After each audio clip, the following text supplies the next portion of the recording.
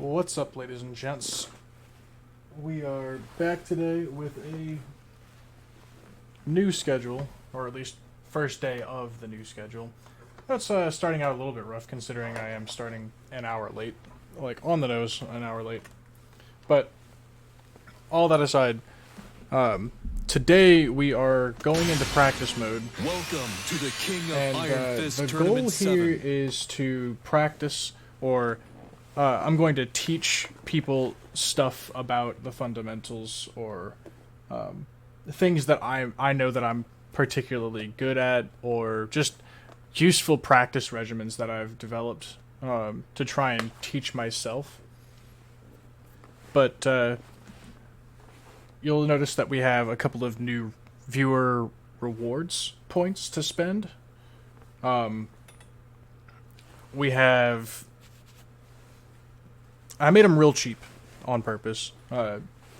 Basically, if you watch the stream for like 15-20 minutes, you get to direct the next topic, or what we move to, if there's something that particularly interests you.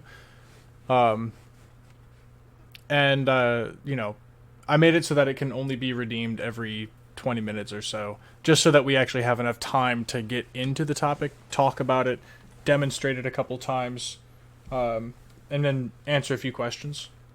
Then we're able to move on to the next one. Today, for this topic, I think what I'll start us on... Oh, there we go. The topic that I'm going to start us on is going to be movement, because that is something that I feel I am very good at.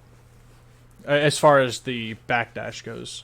Backdash, so, forward movement. My sidestepping needs a lot of work, but that's part of it, is that we are learning stuff together. So, let's pick a character that we know has some, steppable stuff. You know?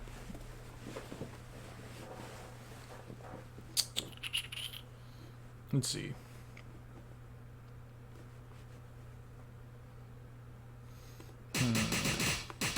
What's the I think Kazi is probably the most famous example sidestep left for everything, or at least not ever until you find out. But we're gonna get there in due time.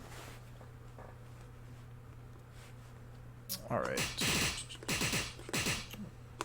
Let's just go with the default outfit. Like I said, we're not here to be super flashy or anything. We are here to learn some stuff about the game. Kazuya Mishima. For this purpose, let's go with... Let's actually do this on a walled stage, because it'll help to demonstrate how the wall limits some options, depending on where you're at. So let's actually use a walled stage. It's probably one of the first times... I mean, there's other stuff that I do practice on walled stages, but, like, I practice, like, one thing specifically on walled stages. Everything else I practice on infinite, just to make things easier. But I think this one's actually going to be really useful on a walled stage. Alright, so first thing we're going to talk about is we're trying to focus on movement, so we're not going to get too deep into frame data. Just notice that, like, basically on what we're going to actually do is just have it record and then back, you know, block. Alright, so see how it says +1 there for the opponent, -1 for me. Well, basically you use that as a sliding scale, right? Because you don't want to... When it comes to movement, or at least sidestepping, because this is a 3D game, and I think a lot of people forget that all the way, like, from beginner through a lot of intermediate ranks. People just don't sidestep. Think of this -1 +1 thing. Think of that as a sliding scale that only counts to 5. Okay? On a scale of 1 to 5, that tells you how much of a good or bad idea it is to step. And that's important to know, because some characters that have really good movement, They can kind of get away with stepping, and I mean by characters that have really good movement. I'm talking about a few specific ones. Alyssa, Zafina, notoriously Lily with the best sidestep in the game. Compared to a character like Jack or Fakamram or Eddie, who has abysmal sidesteps. Their scale looks like on almost a 1 to 3, or hardly, unless they have a read. But then everybody else, let's just stick to the 1 to 5. 5 being you cannot step. Don't do it. Or it's not that you can't, it's that you have to have the golden read. You have to know exactly what your opponent was about to do. Because almost everything that is decently quick will hit you. And even some stuff that's slow will suddenly be able to track you and clip you during a sidestep, even though the math doesn't add up if you do know about numbers.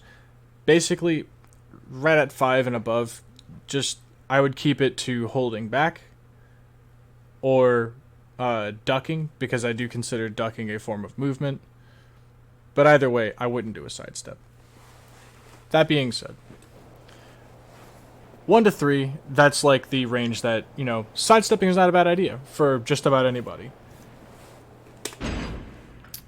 We're going to go ahead and get rid of this recording of the jab.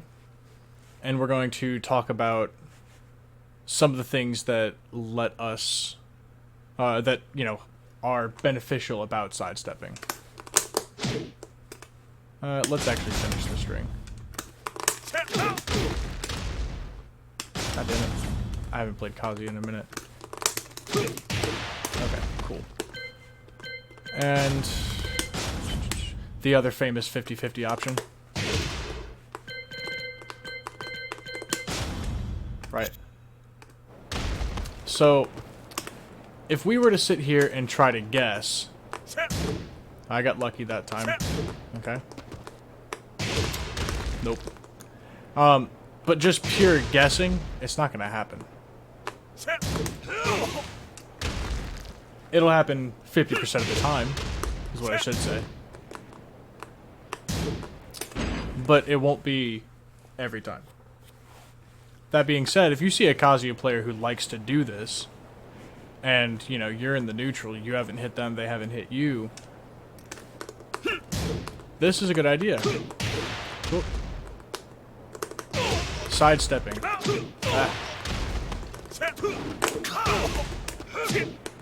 Gets around the hell sweep. And gets around the mid.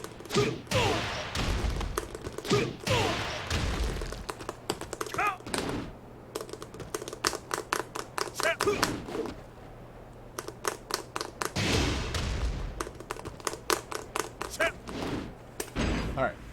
So there's obviously things that the opponent can do. Like, okay, so if sidestepping's supposed to get around that, why did I just get hit a bunch of times when I was trying to demonstrate this? That has to do with this. Interval between action. If your opponent waits a little bit, then does the move, your opponent will have the chance to realign. So, sidestepping adds a layer of depth to the guessing game. But if we sat here and just made it the same interval,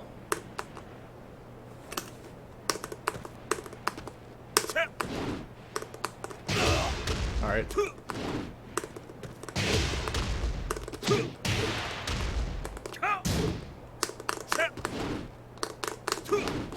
See? Because we know the timing.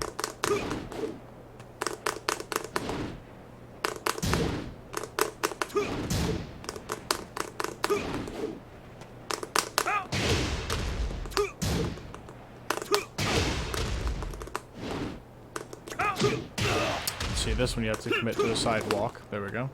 Because if you only step... There we go.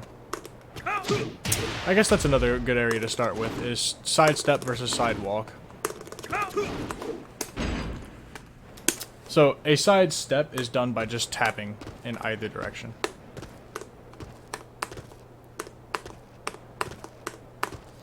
Now you'll notice that I'm also doing a back input in there.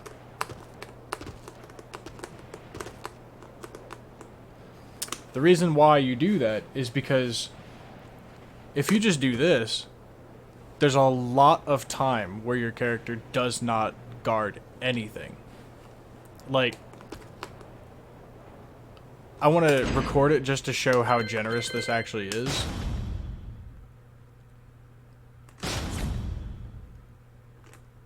We're gonna do...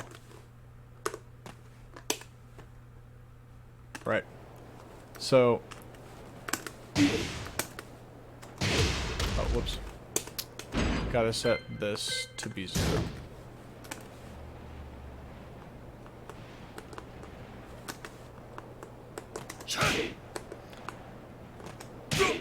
Now, normally the computer will neutral guard, but there it won't, because of the fact that they sidestepped and they didn't press back. But let's do this.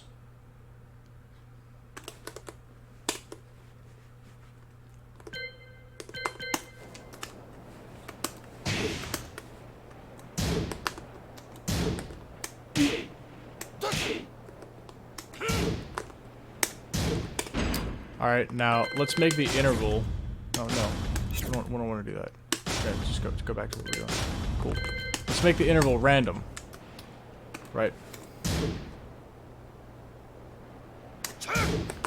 I'm trying to catch him stepping with my jab. On reaction, you can't do it. And that's the point. Versus with the other, you very obviously can. Another good thing to note is that side walking and side stepping, because like I said, side stepping is just tapping and then pressing back after a certain point. Side walking has a different purpose, because side walking, you have to double tap it, and the only part of it that's at all fast about a side walk, because like you see the character kind of moving slow, right? The only part that's fast about a side walk at all is the initial starting dash for the side step. Side stepping is very quick movement. Now, with my character, I'm very comfortable with Brian. I'm very comfortable with his sidestep. I know where to press back to get the most distance out of the sidestep without leaving myself vulnerable. That's going to be something that you have to practice, because you want to be able to sidestep and then also be able to block something that's slow. For example, most homing moves that are mid, like most mid homing moves, are right around 20 frames. So, like, it's not reactable, but it is slow. So, let's do this. What's Kazuya's? Let's see. It's 18 frames for that. 17 at the closest.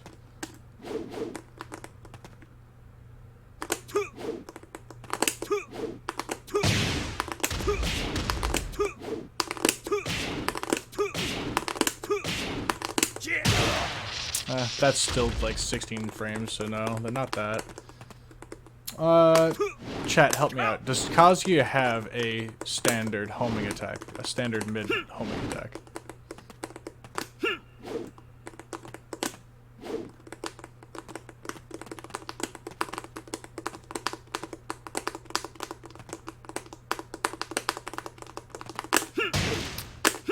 Alright, but regardless, we're just gonna use this one.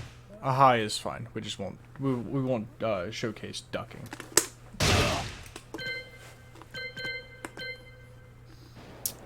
Let's actually record this where he just does it over and over. So, no, not that.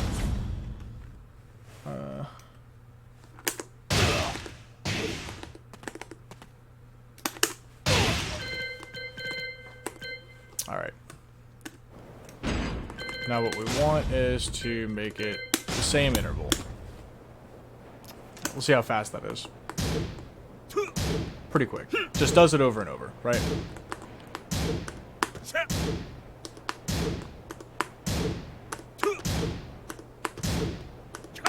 See, like, I'm waiting a little bit, and I'm getting almost the maximum sidestep before I have to worry about blocking that.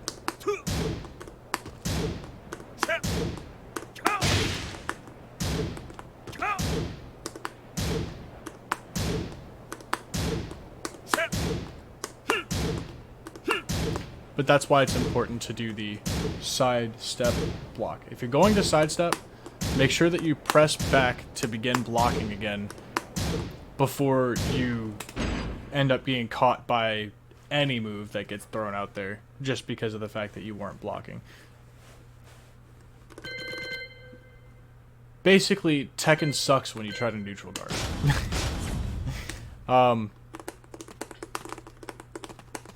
Let's do... now I'm going to practice sidestepping and see the efficacy of that, right? So you saw I was -5 when I blocked that, right? So I'm going to do this into a jab. And I'm going to sidestep the jab. Or better yet, let's do this. Right? We want it to be quick, so... It's really difficult for me to use my, the controller I'm using, and to press, like, that little options button is actually super inaccessible, so it's actually difficult to do this. And to get it done quickly is what I should say.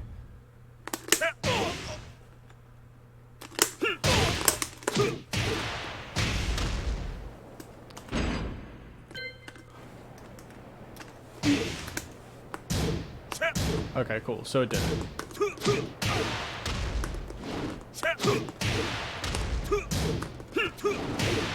Oops. So that's the side block. So even with just a step, you're able to evade the first kick a lot of times.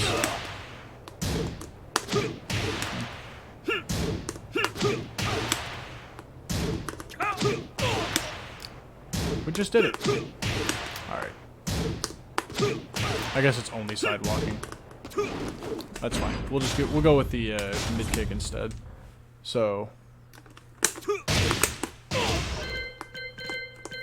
we go.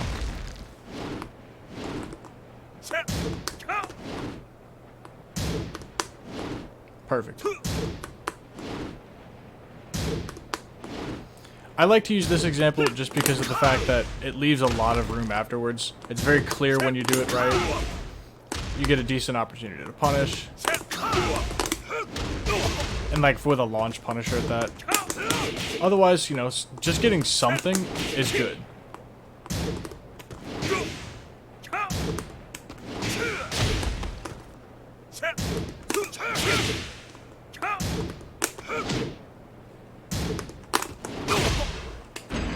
I mean, that's good to do. Now that being said, let's demonstrate the range of 1 to it's okay to step versus not okay to step, right? So we're going to do at -1 to start with. Let's just do jab into jab. Sounds good to me.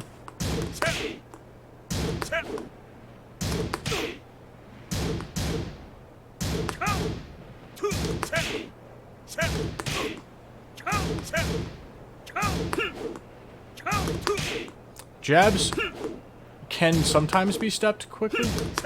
Sometimes it's difficult. Like especially jab into jab. There is such a thing as stepping too late. But if you step right away,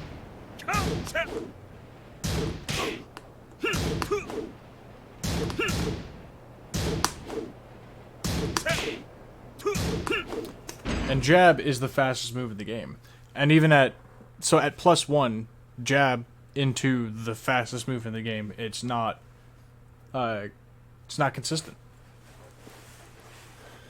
So it gets, as you can imagine, it only gets more and more inconsistent the better those numbers are for us. So the more we have in blue numbers, the better.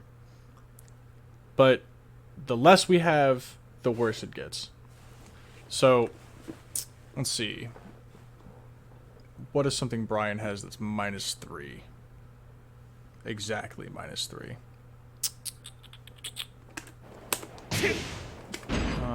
Let's actually have the computer just holding back so I can check something real quick.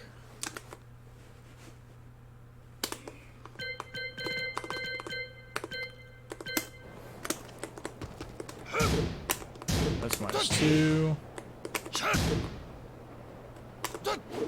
This is -5, okay. Let's see. -2, or that's -6 rather. Alright, let's see. You know, I don't think Brian has anything that's exactly -3.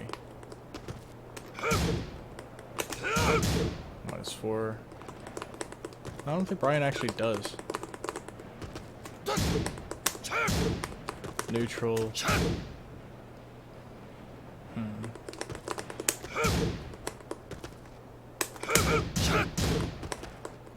-5.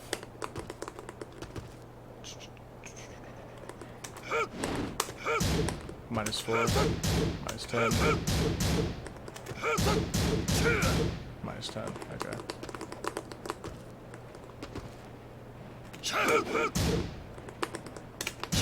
-2. Oh well, we'll just stick with -2, and then Brian doesn't have anything that's -4 on block, so we'll just have to go with that. I think Kazuya has down back 4 though. We'll just go ahead and do that. That's +4. Never mind. Oh man.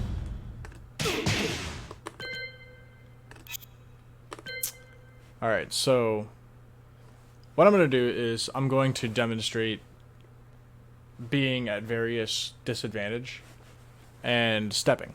So we did -1 already, so we don't need to do that one again.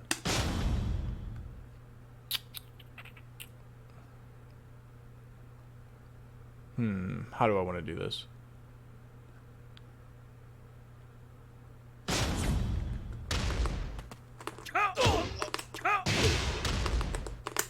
That's -3. I know for a fact. That's -3. Okay, so we'll just record that.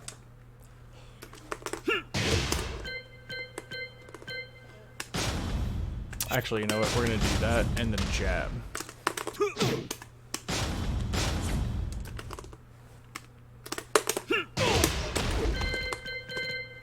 Alright, so now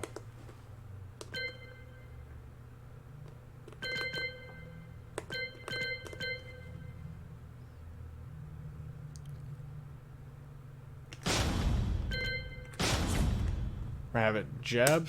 Wait a second, jab, jab. Actually, jab, jab. Right. Jab, jab. Okay. The reason we had it block for a second there is because we're gonna do a move. The computer's gonna block it, then we're gonna try and step the jab. That's the purpose. And this stuff is designed to try and help with learning exactly what your character can and cannot get away with. See, like that?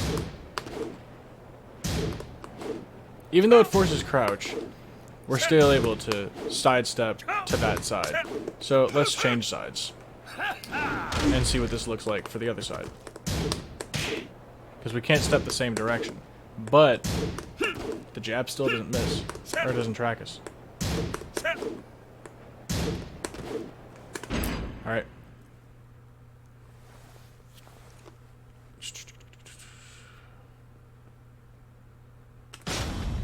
Now let's record Kazuya doing something actually plus, like this. Yeah, this move is good.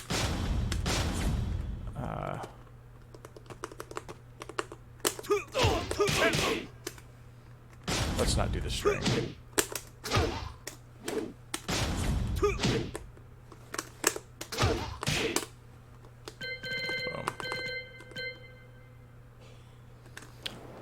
So now, let's see what this is on block. -4.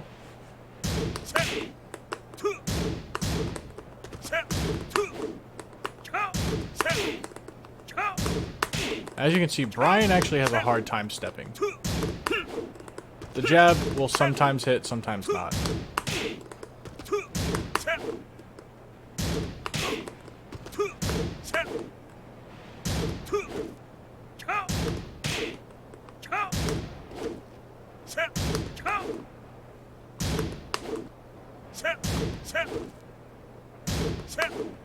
See?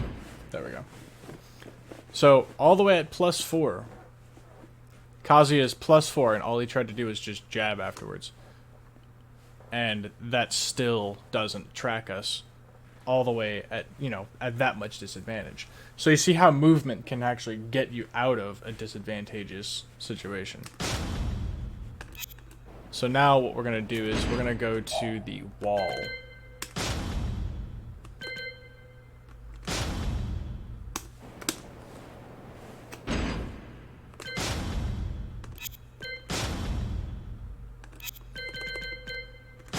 Switch positions.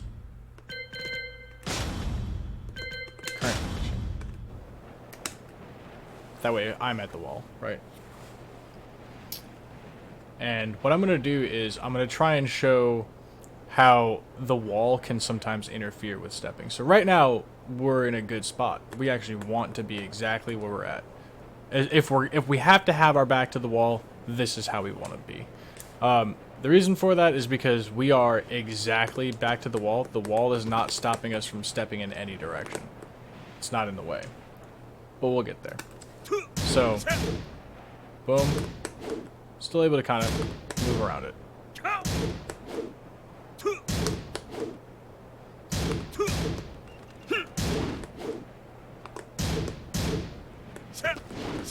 We're just gonna let the computer catch up. Alright. But you see now that we hit restart, look at the position we're in. We can't really move anywhere. If we try to move to this direction, to the background, we're just hitting the wall, and our character doesn't actually move. Our character actually slides along the wall and directly at Kazuya. Hey, what's up, Alfie? We're going over some beginner/intermediate stuff. We're going to be doing this every Tuesday. We're going to cover a different topic. We're going to cover how to deal with the strings, how to develop a practice thing. Right now I'm just breaking down sidestepping and movement as a general whole. But right now, sidestepping is the thing that I'm talking about. So, right here, we're at this much of a disadvantage. And in this position, we can't do anything about this because our side's to the wall. But once we're away from it, even a little bit, we can still step this. Even at that much of a disadvantage. And, you know, that's a good move from Kazuya. And then it becomes a mind game of, do they delay the jab or not? So let's go ahead and check that too. Chord. No, not that. We want... not that one. This move. We want this one. And that wasn't very delayed. We're gonna do it again.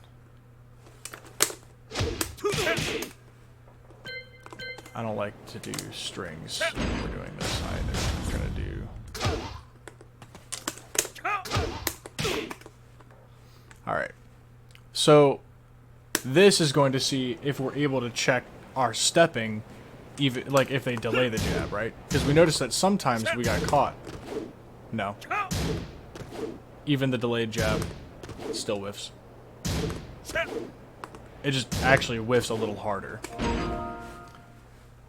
The way that I want you to think about this is a linear move is almost always going to be linear unless you are at such a disadvantage that your character,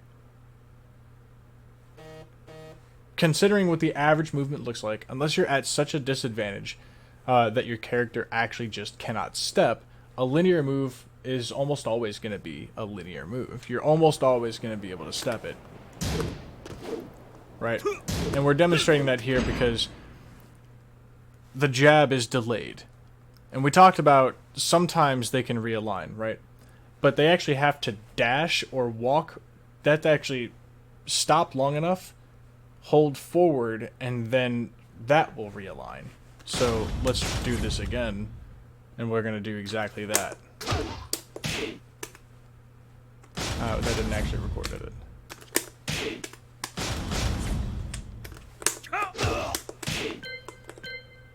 That time I think it did. Alright, yeah, that's what we want. So we're going to try this again. Get a little closer to the center stage. Alright.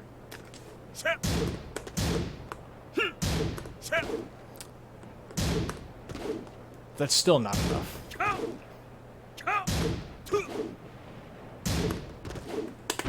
Alright. We checked out, let's put ourselves back to default positions. Now we know Kazuya's weak side is sidestep left. So that's the other thing, is characters have a strong side and a weak side. And we'll talk about that in a second. But generally speaking, that's the direction you want to step towards against Kazuya, is to the left. So now we're going to do that same move, because again it puts Kazuya, that's advantage, right? Advantage Kazuya. So we're going to do that into that move.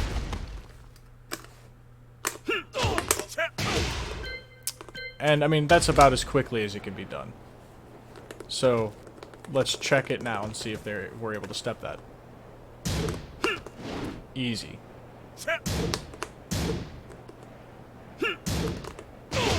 We can't step it the other way, obviously, because we're forced crouch. So we can't step down to the right side.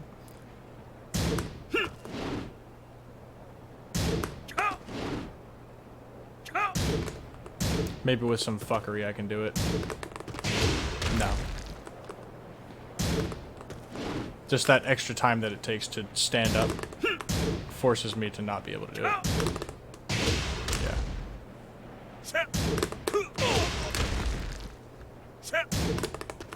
Because you have to do a crouch cancel and then like a frame perfect step.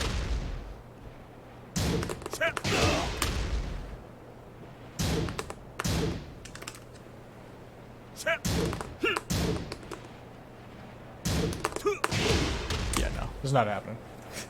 But regardless, we can go to the left and step that with the greatest of ease.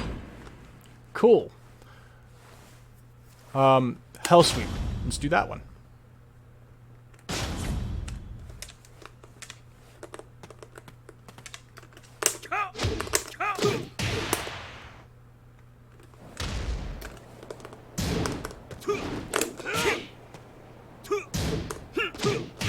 Again, we have to side walk this one versus side stepping, right?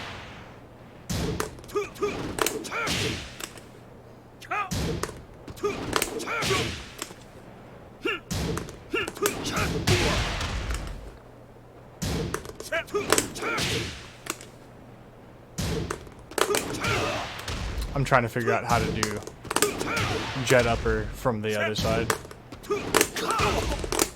Because if it side switches us, then jet upper suddenly becomes a back input, sort of, or a forward input. It's kind of weird the way that works. But either way, that's fancy shit. We're just talking about the act of stepping that in and of itself. Alright, so now let's talk about partial tracking. So we have Kazuya doing a move that doesn't track at all. Or I shouldn't say at all. Hell Sweep does track quite well the other way. So what we're going to do is we're going to have Kazuya jab. Oh.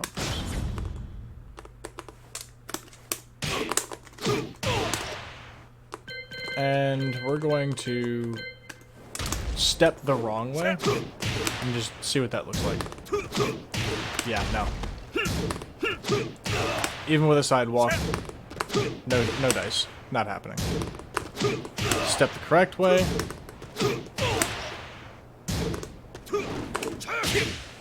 And we get to walk around that. Great. Alright, so now what we're going to do is we're going to take a look at where we're talking about partial tracking, right? So that tracks, again, he has a weak side. You step towards the left, that's his weak side. Your character's weak side is determined based on how many of your key moves will not track that way. But every character has moves that track the opposite direction. So like if a Kazuya player, a good Kazuya player, they'll see that you're sidestepping towards the left. He has this move. And he has this move. So we're just going to record this.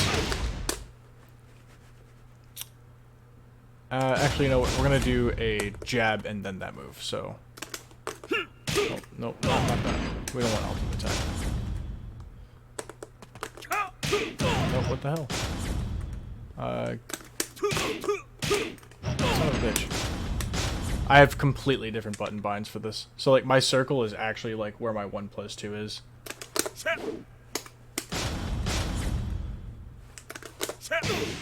So it's actually difficult for me to do this quickly. Alright, cool. There we go. We did it. We got there. Alright, so jab. See, we can't get around that move stepping that way. Even though it's really slow even. It has a decent amount of tracking that way.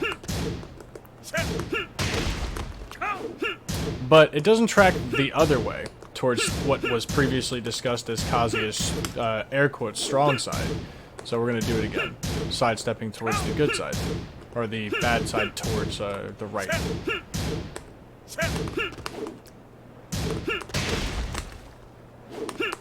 Ah.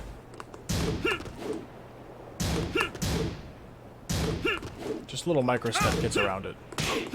And what we're going to do is actually go back to the restart settings, go back to the default settings. There we go. Play. Boom. And like, I'm taking my time sidestepping too.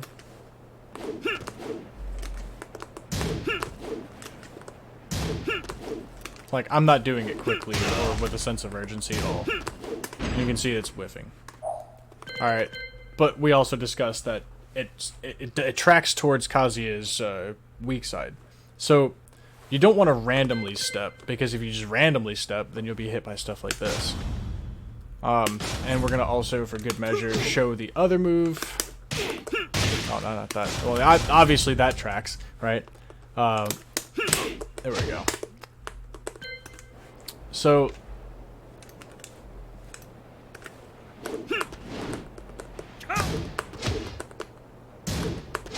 like, you see how far over that hits me? Even though it looks like it definitely wouldn't, it's because, like, you can see, like, how his foot kind of points at you on the way to that spot.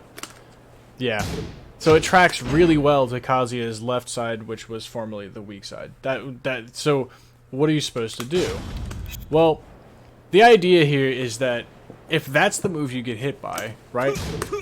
Well, that's a lot better than being hit by a hell sweep, right? Because if you get hit by a hell sweep, you get knocked down and put into a vortex, and then you have to sit there and guess. At that point, you actually have to guess. But with this, you're at it, you know, you can kind of eat that a few times. That's the idea.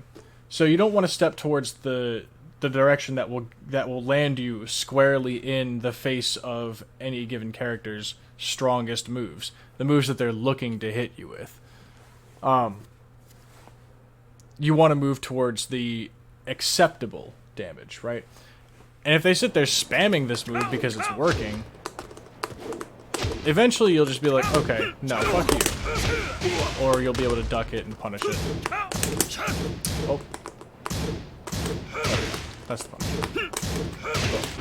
punish.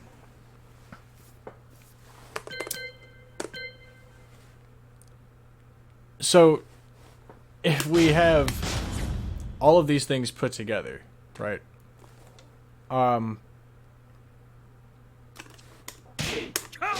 Oops.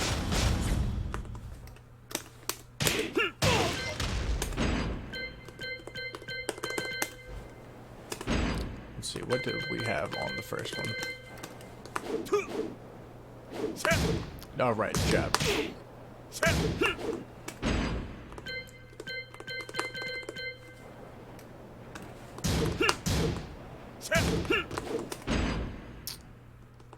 Okay.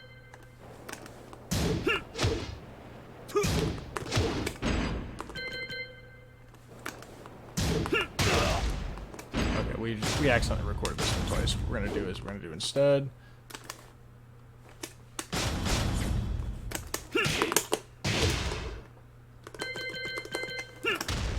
All right, so let's compare it.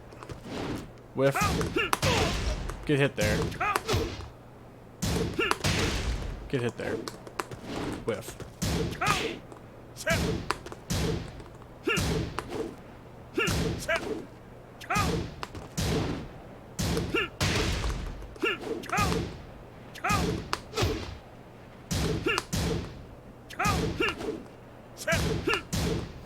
So, you see what I was talking about as far as how that works, where you step and then you press back. If you press back right as your character hits the maximum distance gained by sidestepping, then what ends up happening is you're able to block certain things that are too slow to hit you. So like we talked about homing moves that are 20 frames or so. Like they're really slow, but they're not the slowest things in the world. Like they're not that slow, but like that kind of a move. A lot of characters have that kind of a move. But that move right there, the one that just now went, is 20 frames. You can step and then block.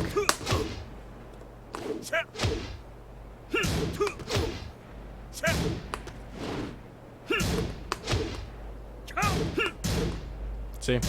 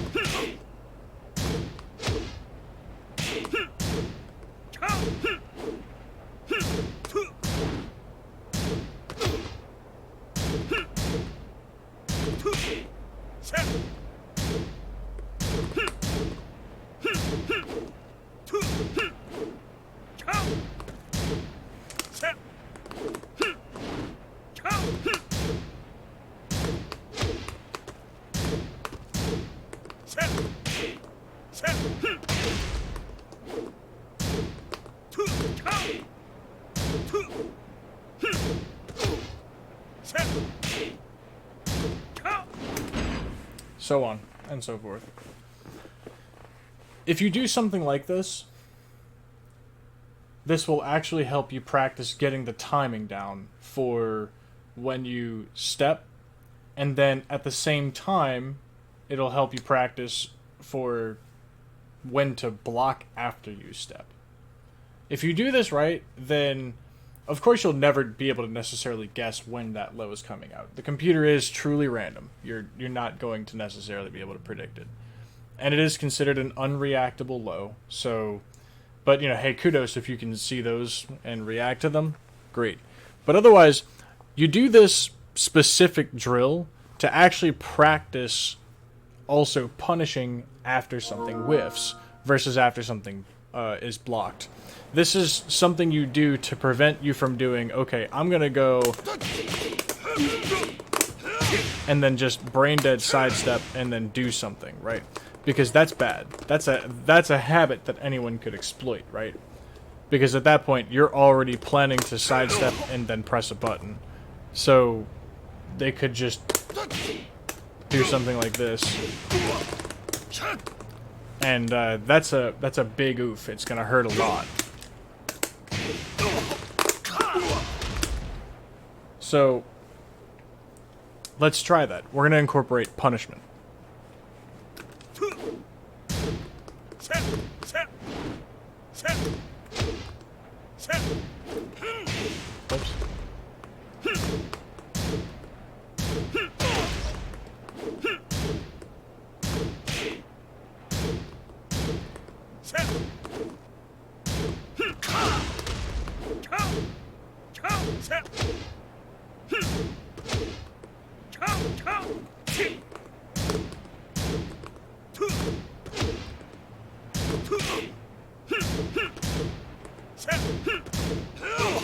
That's not what I meant to do.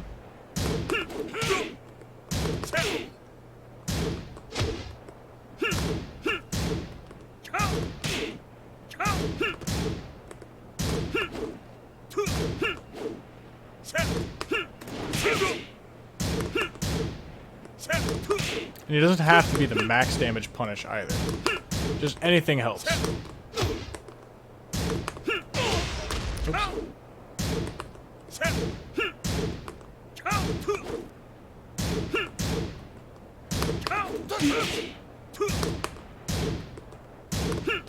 See, I stopped my sidestep too early there. That's why I got caught blocking the that kick, the axe kick.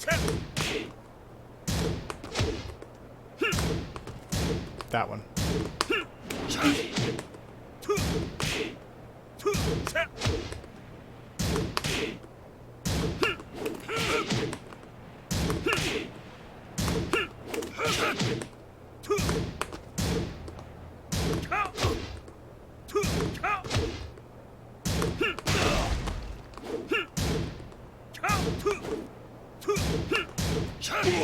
That's not what we wanted.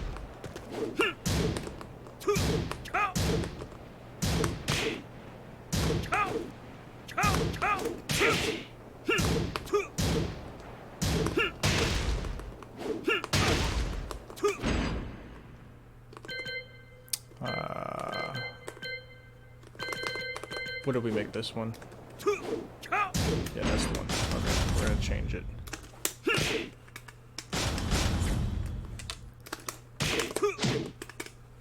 Because I don't think I did this fast enough.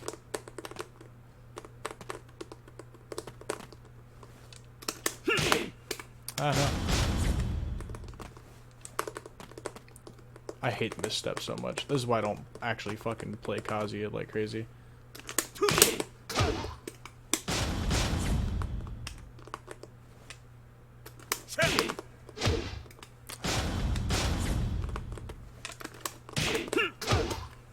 I wish you could see my command history. You know I'm actually doing it.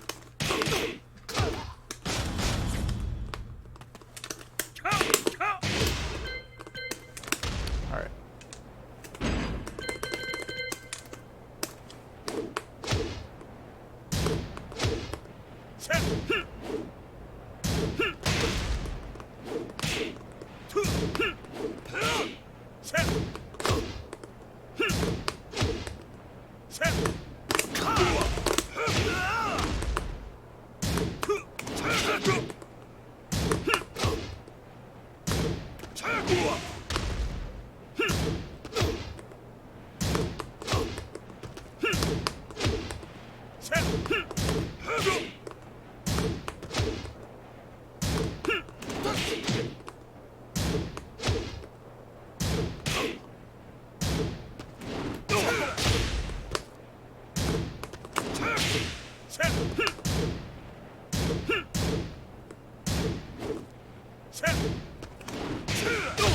See, that was slow and it was still a punish, right?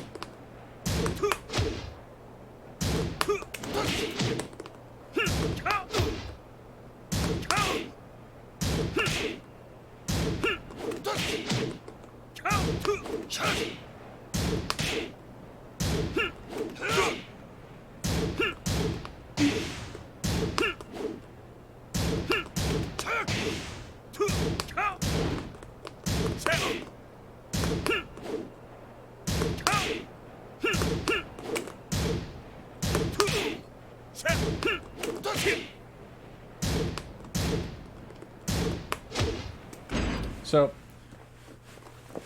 just over the short time practicing stuff like that will give you a big edge later on. Because if you make it a habit to react to things early on, then it's going to help you immensely when it comes to actually playing cleanly. Because, like I said, you don't want to be just guessing that your opponent's going to whiff when you sidestep here. The guessing part was the sidestep, right? You want to be able to, out of habit, you want to be able to react to whether or not your opponent whiffed. You guessed once on the sidestep.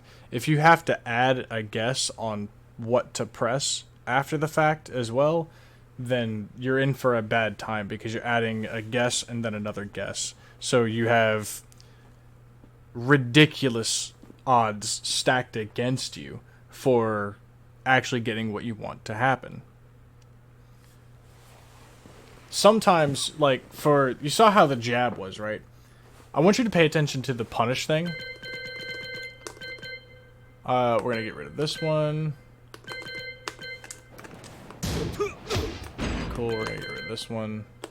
We're just gonna do the two that can't,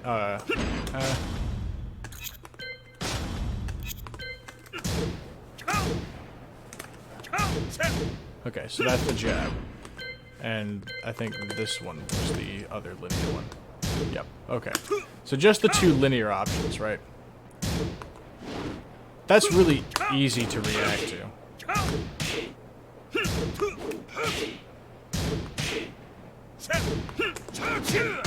You see how it says punish there?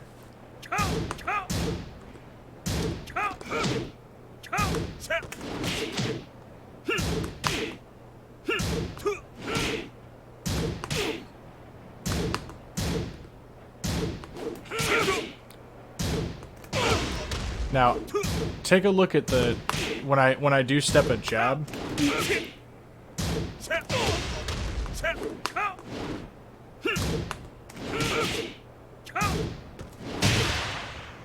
Okay.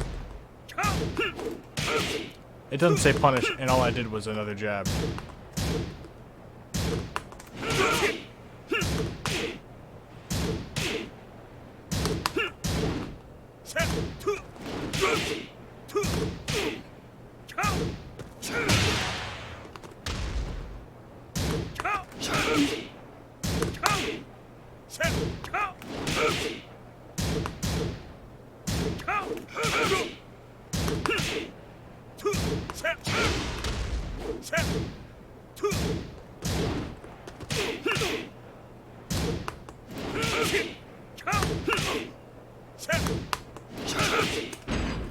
Alright. Now let's show an example of too much disadvantage. We're going to move on. The examples that we've shown so far were, I think, pretty good. The idea being, use what you can on reaction to your benefit. So, like, for example, when if you see that a jab whiffed, I would do something as fast as a jab, or I would consider sidewalking more, or backdashing away. I wouldn't necessarily go for an offensive option because you know that by the time that you're able to react to a jab, they might be able to simply do another jab and punish you for trying to react to something that's simply unreactable. With punishing a jab is intentionally difficult. Jabs are supposed to be very good. Jabs are supposed to be probably, well, not probably. Jabs on paper are the best move in the game. They're the fastest, and they are plus on block. Remember that going into the future games. But let's see what we have that's super advantageous. Okay, so this move. Alright, we're at -5 now. What I'm actually going to do is we're going to record a jab, then that, then another jab. And that's going to be on purpose. You'll see why in a second. Alright, so I'm going to block the first hit, get hit by the second one, and try to step.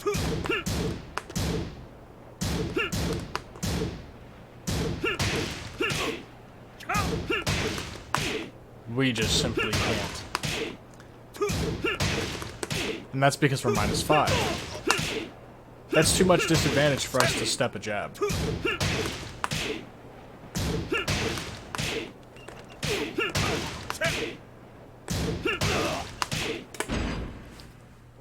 So, knowing that, what does that mean for you? Well, that means that that's a risky idea to step after you get hit by something that you know for a fact leaves you in such a position that you cannot step anymore. That means you might have to learn some frame data here and there. But if you want to use this for your own character, and if you want to be able to repeat this process of, okay, what can I do from my character's standpoint? We're going to go back to this part where we have the computer blocking.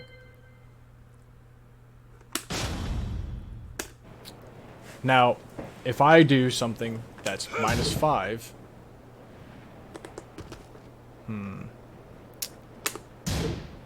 or more, -5 or -6. Because again, I don't know if Brian actually has any -5 things that are just -5. Okay, there we go. That one. First hit's -5. If I do this and then try to step, I'm asking for trouble. Because something as simple as a jab will connect with me. 9 times out of 10, a jab will connect. There might be certain, like, sweet spot distances where we're all the way out here and the jab might not connect. But 9 times out of 10, that jab is going to connect. So we're actually going to have a character switch. Simple select. We're going to pick Brian on our side. We're going to pick Brian on their side. Just so that we can have them repeat the same moves.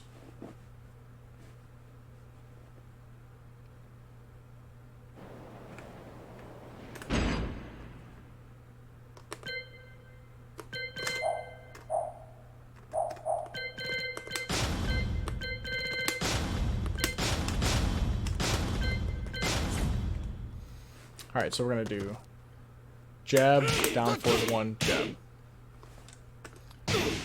Jab, down forward 1, jab. Alright.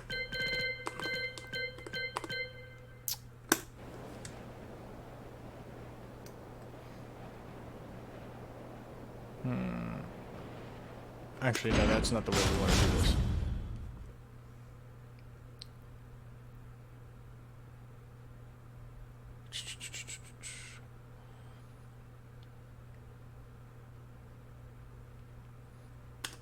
Let's actually have the computer do something else entirely. What we're going to have them do is we're going to have them jab, block for a little bit, and then jab again. So that we know what our timing looks like. Right? So, block. Whoops. Jab. That might be too much time. Let's do a little bit faster. Okay, that should be good. Alright, so...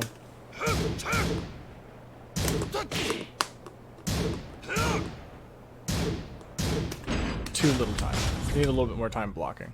Jab. Oops. Jab. Jab. That's too fast, so that was about the same time. Jab. Jab. Alright. Little bit of delay.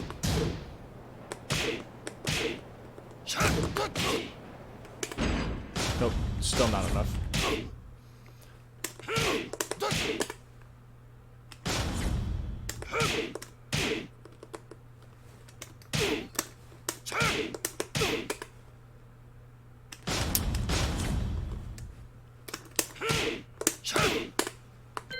I think that's probably gonna do it.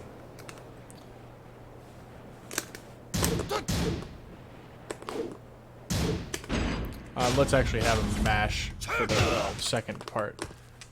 So what I'm trying to line up here is for it to be enough time for it to block, and then it's going to then the computer's going to immediately try to jab afterwards, so that I can practice stepping while I'm at that much disadvantage. So, all right. Now it's going to record my inputs there, and you heard me going. That's on purpose so that it matches. Yep, see? It doesn't matter what time it is, it's going to happen.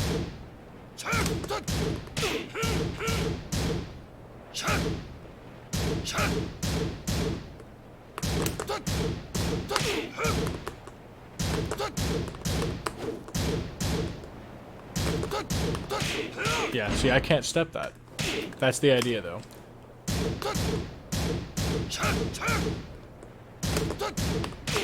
Yeah, we can't step after that. Ooh. Maybe. It's very difficult. Yeah, you have to be like frame perfect. Yeah. So it becomes a just frame sidestep.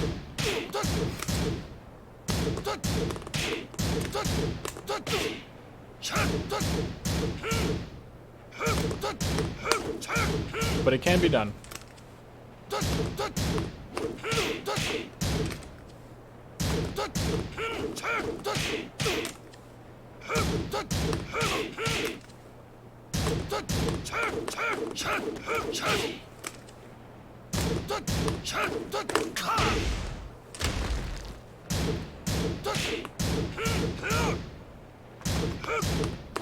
Versus, see, at -4 already. Already, huge difference.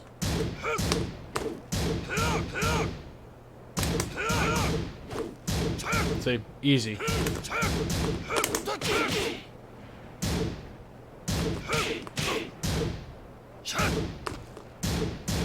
And if we jab, right?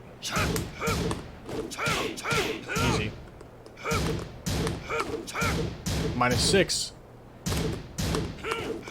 Oh, we're stepping right away. They're not attacking right away. That's what it is. Okay.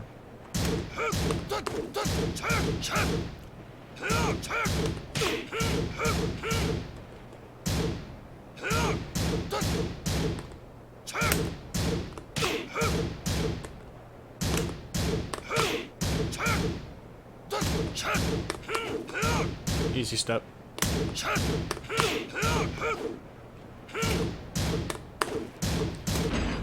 So this will teach you what you can do as far as your character's moveset and step, and how difficult it actually is to do it. And you can adjust for timing. So like that one, it recovers faster. So if they hesitate on the jab, you're still going to be able to step, even though you're -7. But let's say we do easy step, because it's neutral.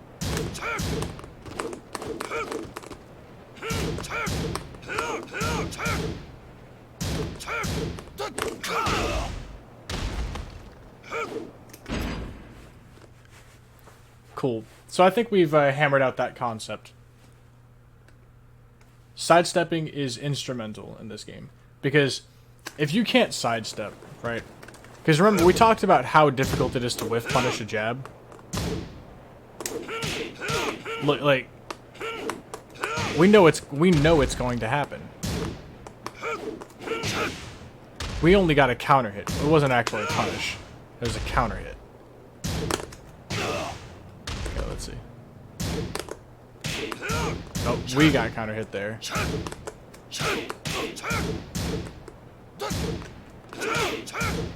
Again, counter hit.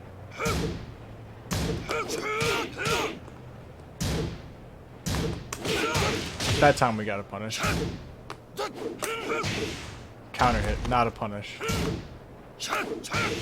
I got a counter hit.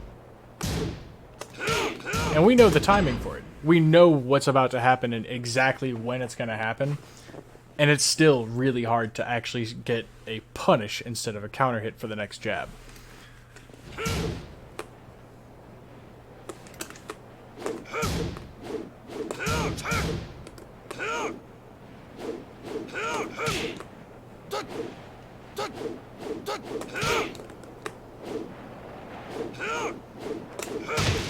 See, that wasn't even a punish.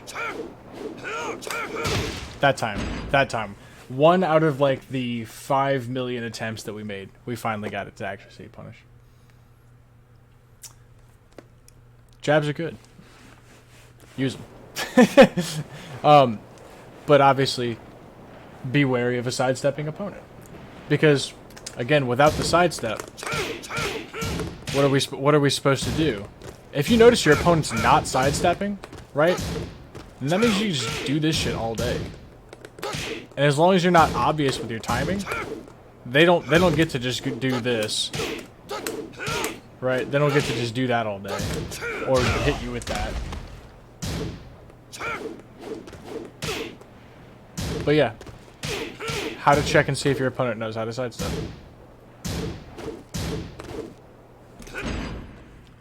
Everything else, you know, knowing when to use a mid and when to do other things, that's all well and good. But if you see your opponent's not moving, you can hard punish that just by throwing jabs at random timing. And maybe a quick mid like this one. Or in Brian's case, this would be the best one that he can just throw out like that.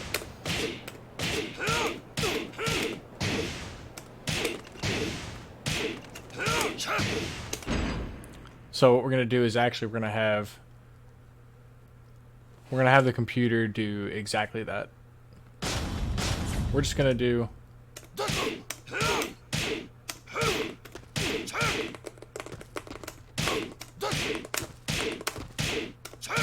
so.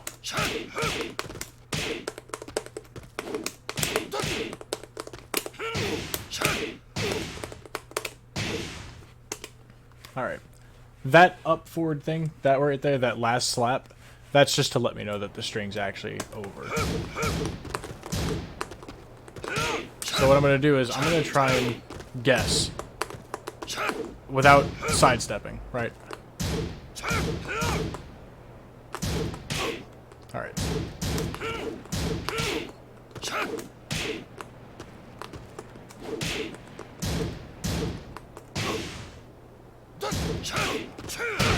Oops.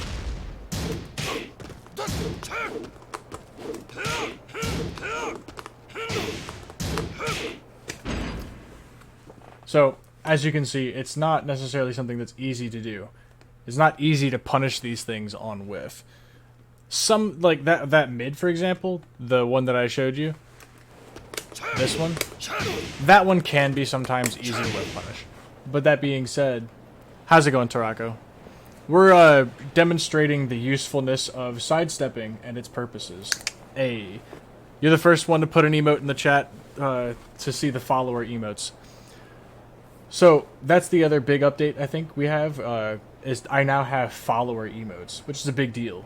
I'm going to be updating the subscription. How's it going, Tantan? Tantan Vaden. We have follower emotes, which some of those were previously subscription emotes, and I've downgraded them, which I will then be giving our subscribers new emotes, and there's going to be a fresh follower emote. So we got a nice, feels bad, and a oh, you got the Reap Time subscription, or is that the follower one? Yeah. Hey. Cherry pickers. All right. But yeah, we got a few follower emotes. We're gonna be coming out with some brand new ones, and we're gonna be updating some of the subscriber ones as well, giving them some brand new ones. So, new stuffs. You're here for Hitbox ASMR. Ooh, look at that! Look at that perfect inputs. Yeah. Yeah. Look at that perfect command history. Yeah, right. Wave.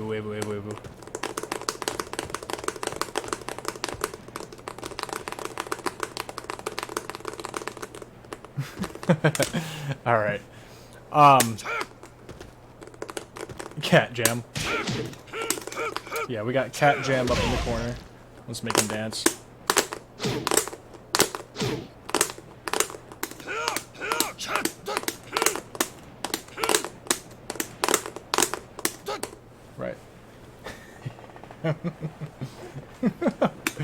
Alright.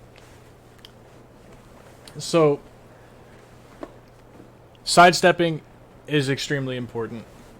Without it, the game is designed for you to be able to sidestep. Without it, just jabbing at random times, like random intervals, doing enough of these in a row that they can't press anything, they have to do this, or they have to do one of these. In which case, you just kind of wait a second and do it again. If they're not sidestepping you... What is that Fortnite emote? What are we talking about? Where at? Reply to the message. Oh, you're talking about the reap time, hehe, or what? Oh, the spin.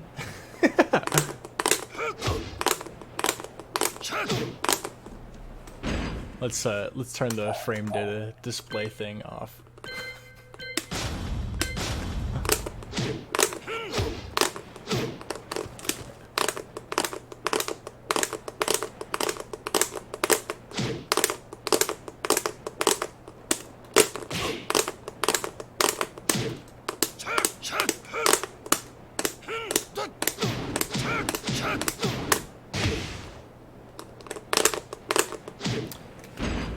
So that, by the way, that is a move.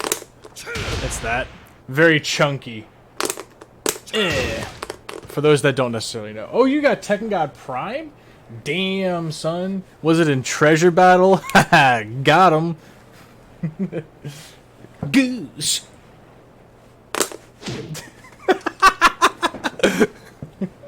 Shut the fuck up. Oh, man. No, congratulations, man. That's hard stuff. I haven't even gotten past Yakuza. Like, so you're way above me as far as that concerned. But yeah, welcome to Newbie Tuesday, where we explain some of the fundamentals of the game, some of the stuff that I learned. Oh, you play King, so yeah, you know. Okay, so you're only a little bit carried, you know. A lot of bit carried. Just a little bit. But you know, you still earned it. Like, alright, so let me put it like this. After a certain point, every character every character that you play, you have to have a certain level of fundamentals. I think the only exception, I think there is an exception to this rule, just one. But every character, if anyone can name the exception, you get to pick the next topic we talk about. Every character has to have a certain level of fundamentals past a certain point. You'll get hard stopped. No, Eddie has to have a certain level of fundamentals. You're not too far off basis. But the thing is that when you start getting to the higher levels, you're dealing with people who've been playing the game for 20, 30 years. So they've seen Eddie for 20, 30 years. They know about his shit. They know how to punish him. They know how to deal with Eddie. Right? But that being said, you can get real fucking far on, you know, catching all these new guys that started on Tekken 7. I mean, Tekken 7's been out since probably 2015, 2016, right roundabout. But like, you can catch people off not knowing the matchup. That being said, if you play a character like Katarina, people learn that matchup very quickly because she only has a few things that are really dishonest. The rest of it is just how many lows do you feel like eating, because with Brian, he has this as a low poke, but Katarina, hers hits you from like all the way over here and at low profiles and it's plus. So it's really, really good. It's a very good low. But like, it's also launch on block. That's her whole game plan, is shit like that. And then she has some of the most like dumb mid strings in the game that are just kind of hard to deal with. So a lot of people consider it cheese, but like, it still takes a certain level of fundamentals to actually play the character. You'll get stopped if you rely on any one part of her cheese too much. You'll just hit a hard cap that you can't pass. Zhao Yu similarly has been seen for the past 20 or 30 years like Eddie. But a character that I honestly do feel that you can get like up to and touching the god ranks right around the god ranks. You can use Chloe and get there. I say that because I don't know how many times I've seen whole ass like Tekken Kings and higher just die to Chloe cheese and then get mad about it because they know the matchup. Like they know what they're supposed to do, but it's not working right now. They weren't able to execute it. They mistimed the sidestep punish on her Cali roll. But like, and if your character has a bad sidestep, then God help you, because suddenly the Chloe matchup becomes how many reads can you make? And do you know the proper option selects without necessarily being able to rely upon a sidestep to get you out of some certain situations? So, I think Chloe is one of the characters. If there is such a character that can actually carry you all the way the fuck up there, in my opinion, it's Chloe, and it's because a lot of people really misunderstand the matchup. Like, there's unless you actually play Chloe, there's going to be one aspect of that matchup that you forget until you fight another Chloe player, lose to it for that game, and then they leave and move on to the next person that they can sucker punch the same way, taking the first round or two to figure out what you forgot in the matchup. And then, you know, cheese fest. But yeah, no, after a certain point, you need to have fundamentals with everyone. No matter how, like, no matter what my opinion of any given character is, no matter how carried I say King players are, you still have to have fundamentals to get past, like, the blue ranks, I think. Blue ranks you can still fuck around and find out, and people will fuck it up, but past that, I think you get stopped without having good enough fundamentals. That's my rant. It's over. And block mid versus King, brother. I hear you, but then you still have to worry about his throw game. Like, if you block mid versus King, which I do agree with for the most part, unless there's a King player like spamming lows, you shouldn't duck. His mids are much more terrifying. But that being said, once the King player has conditioned you to not duck anymore, then his throw game becomes very real. Then he gets to enforce his 50-50. I look at King and Kazuya very similarly, where Kazuya, it's like, okay, sidestep left and then block mid. Okay, that's how you deal with Kazuya as a character. Sidestep left, block mid. Cool.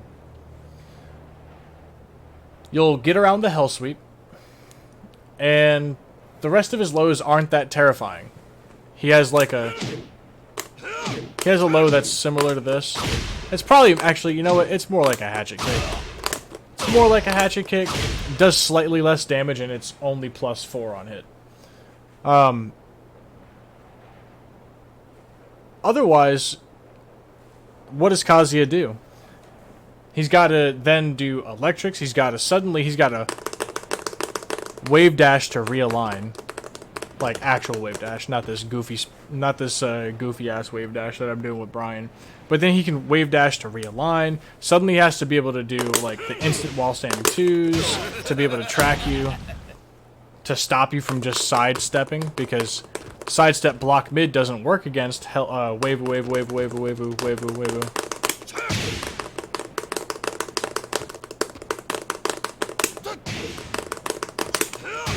Yeah.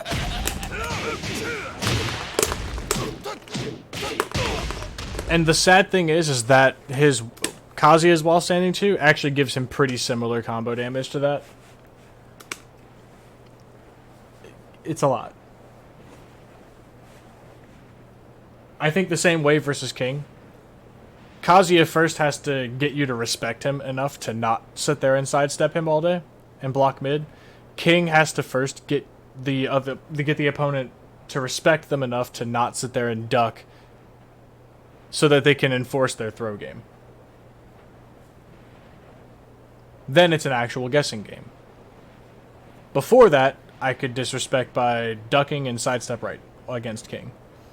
Sidestep right and ducking is actually pretty effective, unless you're fighting a good king, in which case they're going to start hitting you with moves that track really, really well. They're going to start checking you with mids. And then if you still sit there and you duck, you're either going to get launched or you're going to start getting thrown by the crouching grabs.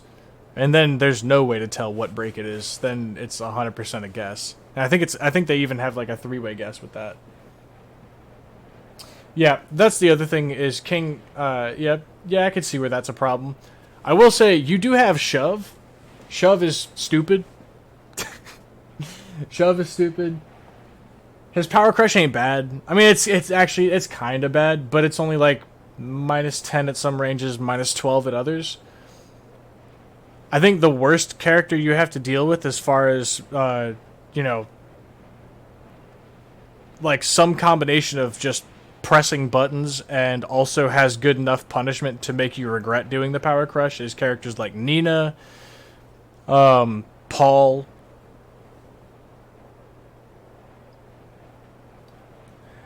So, I mean, I'm talking about in tandem with everything else that you have.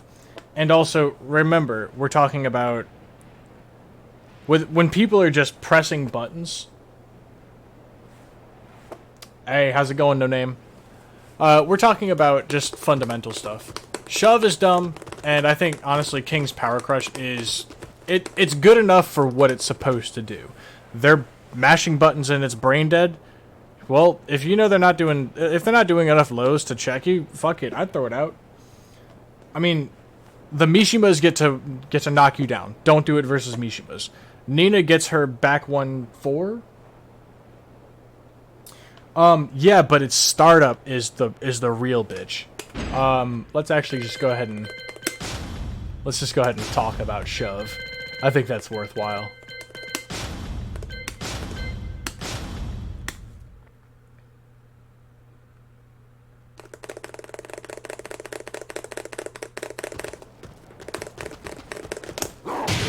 Alright. What was shove? No.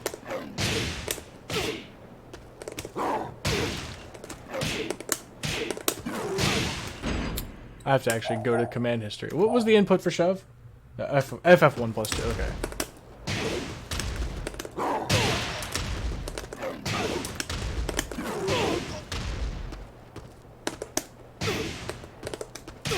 Okay. Neutral.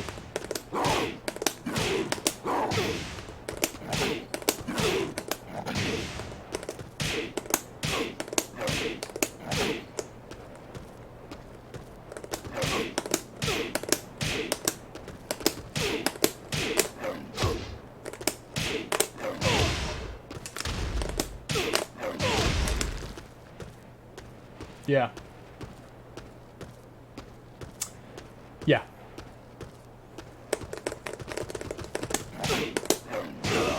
So, the on hit, no damage, but it's +7. So, let's talk about what becomes real at that point. That's real.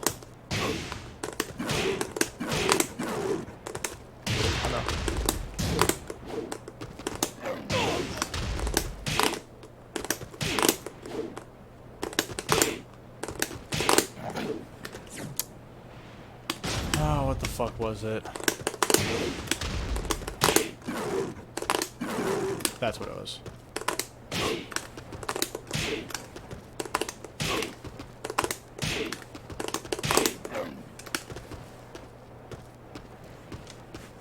Yeah, shove is also a mid.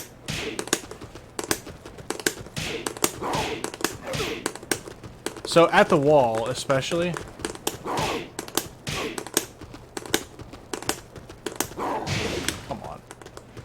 We're gonna restart situation at the wall. Make it easy for ourselves. Because why work harder?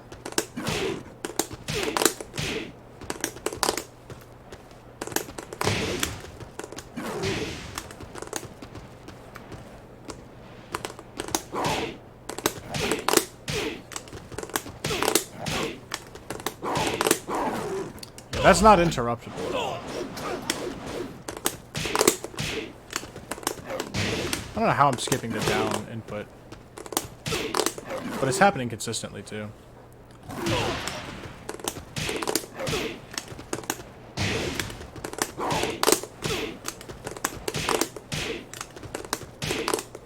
There we go.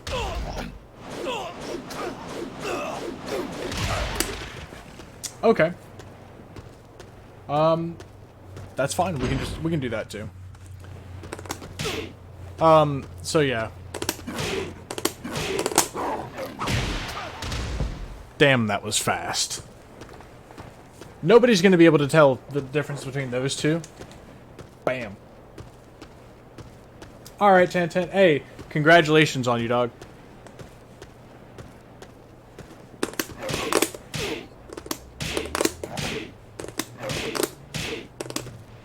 One more cradle for you. There we go. Or no, you said cradle. Fuck if I actually know.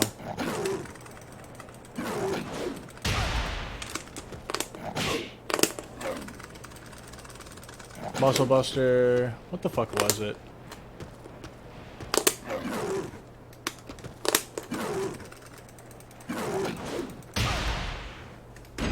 Alright. So, out there for you in Germany, let's talk about Jet Upper Punishment. Jet Upper is bufferable. So what we're going to do is switch over to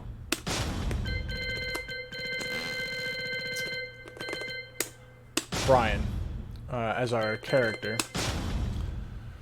And we're going to look at the mirror match first. Because I think it's pertinent to know what moves you should or should not be doing, or at least know what risks you should or should not be taking.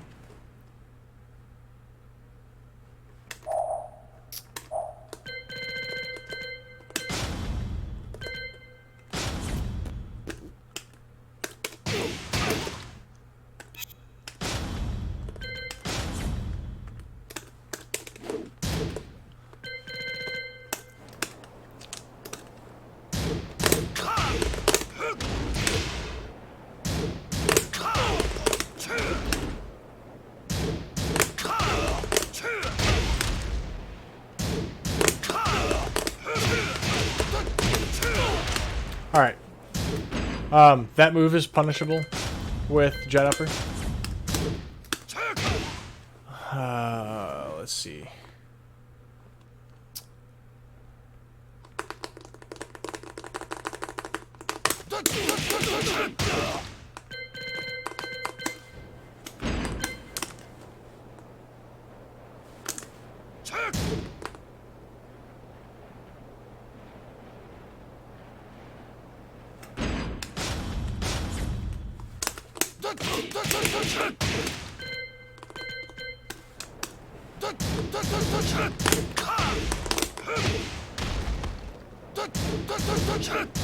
Yep.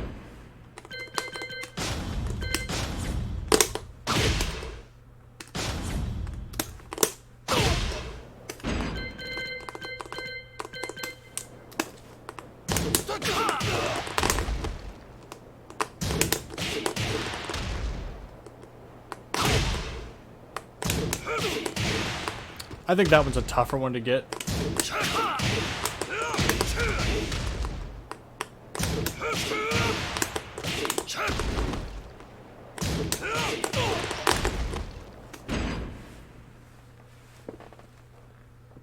Oh yeah, yeah. But neat thing.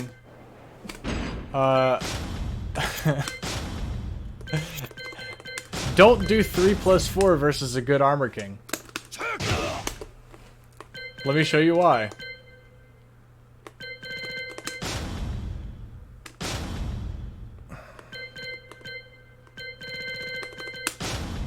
This is specific to Armor King versus Brian.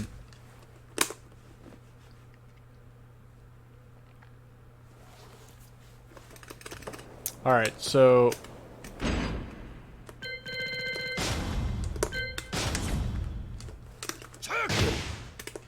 So you see him holding back there, right?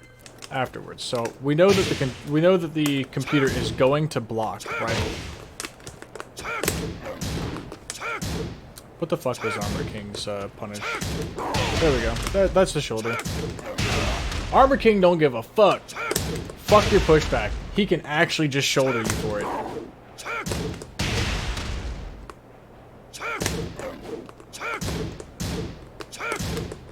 There we go.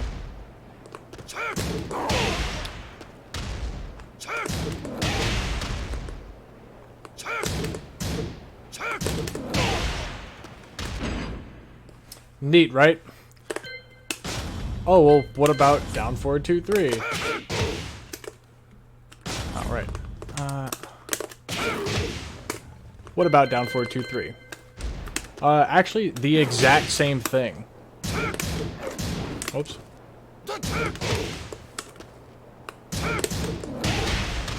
But this one's going to be way more consistent. Because, see, sometimes it gets blocked because of the distance.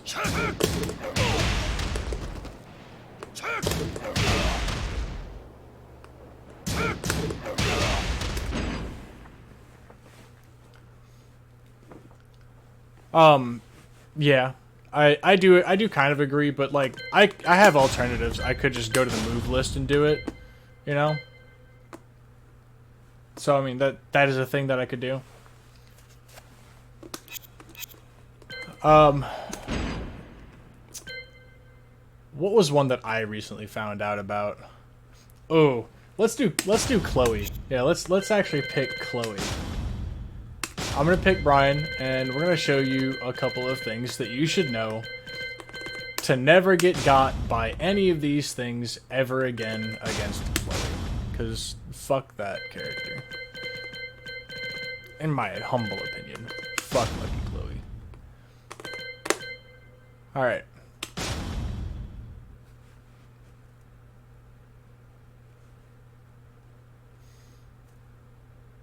Brian's parry always press 2. Yeah, it's always 2. The only follow-up he has is 2. Doesn't matter what they're doing. It's always 2. So, if I remember right...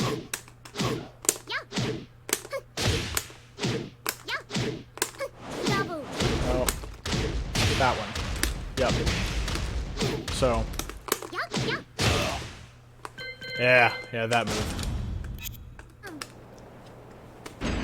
And let's do restart settings to be default.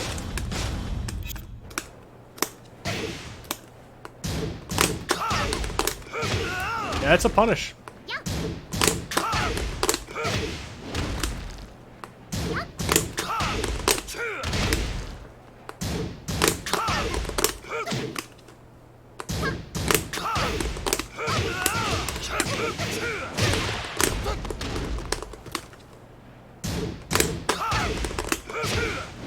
Alright. And I know that move gets thrown around a lot, but probably not as much as this move. Let's see.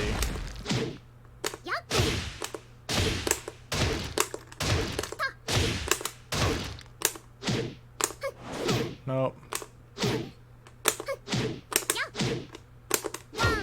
Nope, not that one. That one, yeah. Yeah, that move gets thrown around a lot, right?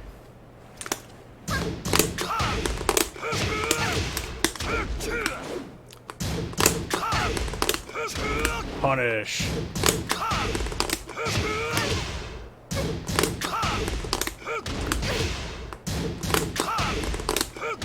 Ah. Let's do the basic combo.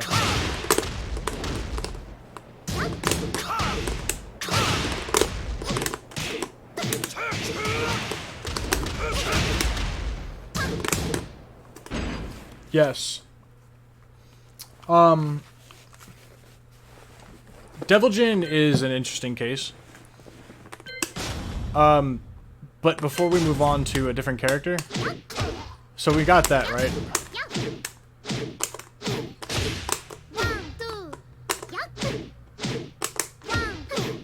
What the fuck was it?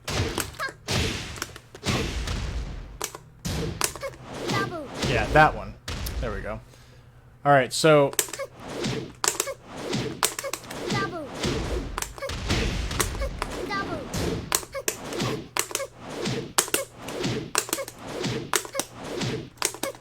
she has a different variation of this.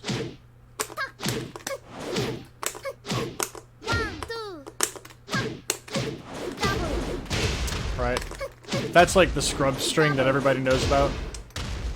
But we're going to go ahead and show you a couple things about it regardless. Alright, so...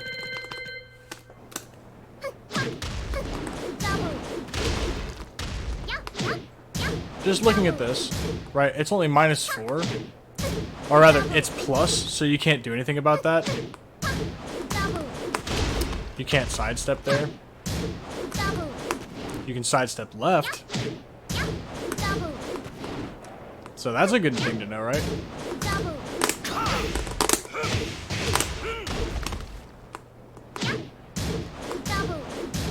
But also, after this, with just the mid, I think you can also sidestep. Yeah, you can sidestep that whole thing.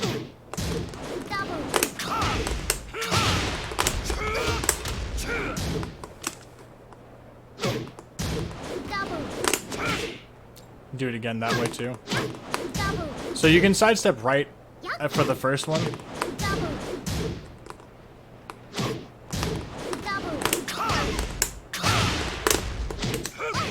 Which for Brian, that's slightly better because you get to realign with that move. And like, even if you get hit with the mid, right? You can still somewhat sidestep. You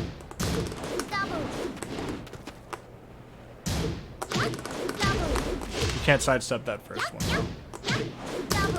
You can still sidestep the second one. More importantly, though, as soon as you see her say the word double, you hear double ever jab.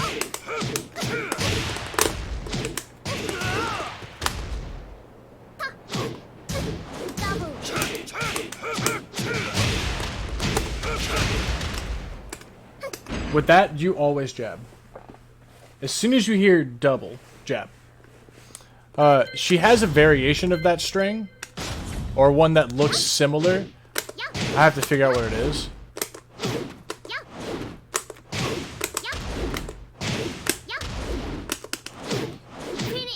Yeah, that one. So...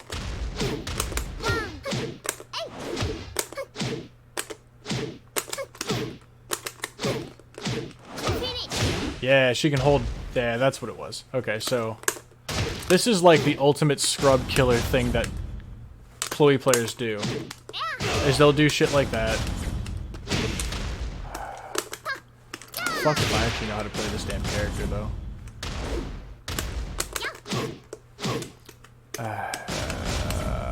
Just let me do it once.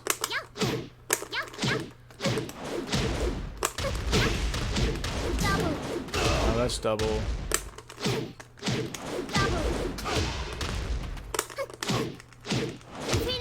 Okay.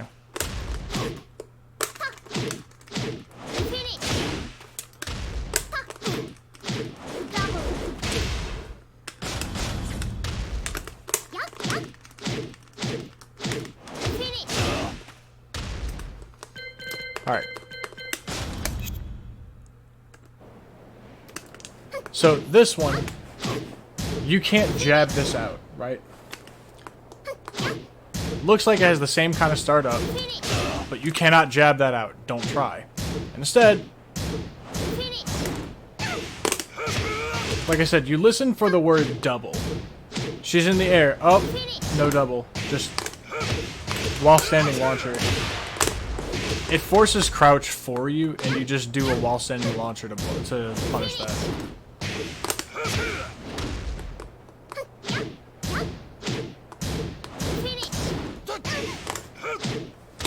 Alright. So, that's Scrub Killer number 2.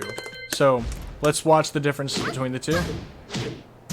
Oh, actually, you know what? We have to re-record this one so that it doesn't do the extra kick. Otherwise, it's not the same, right?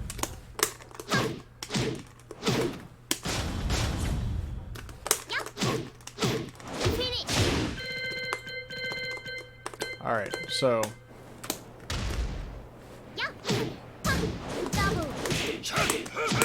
So you see how early... Yep. Hear how early she says double? She gives you a lot of time to react.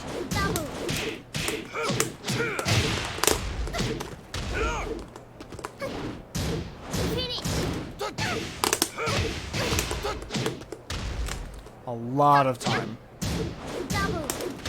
That time I got hit, but...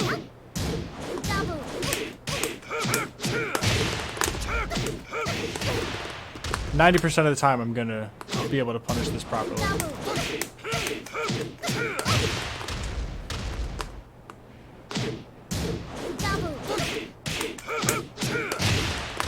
Does 1-4-2-1-4 work? After jabbing it afloat. Let's see.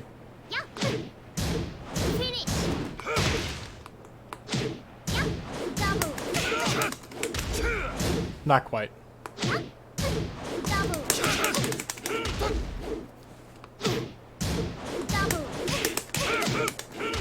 Not quite, no. So instead, what I like to do is just jab. Do 2 jabs into the normal combo. Because the first jab is to, whoop, you threw it out there. Second jab, hit confirms, and then you just do a normal combo.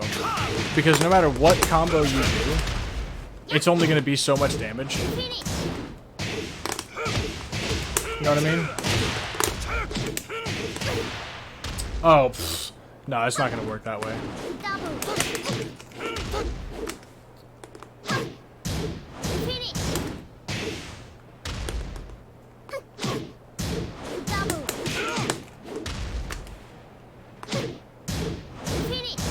Let's actually just have her do the double, just to...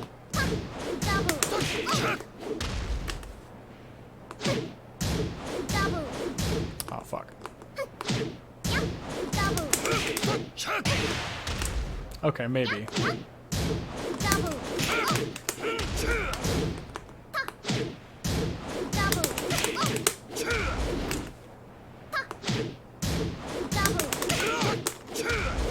Which part are we canceling, actually?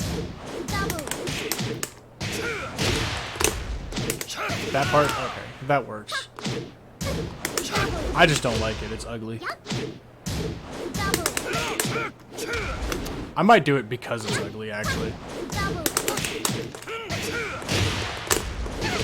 You talked me into it. The best combo option is probably going to be like doing one of those. It's hard though.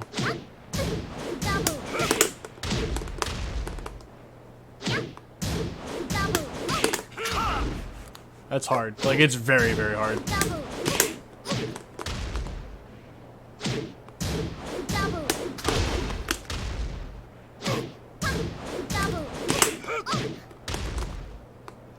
Maybe after the second jab? Okay, so after the second jab.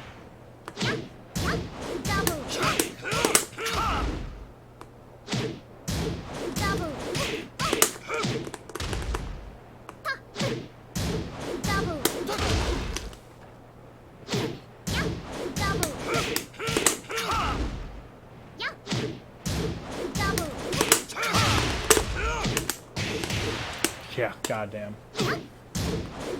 Knees, QCB 2-4 after the jab? I mean, yeah, maybe. Yeah, probably, actually.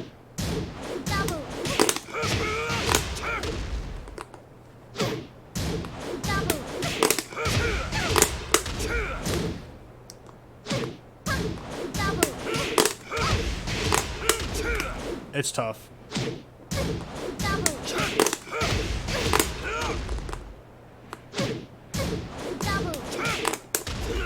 I think it's like you have to do the QCB or you have to do the knees. You don't get to do both. Maybe forward 4 afterwards. Maybe. But that's also like a ridiculous execution flex, I think. Like you're flexing on them. And no, it's not really a lot of damage regardless, because it's a float combo. Like, the damage you get off of it is the damage.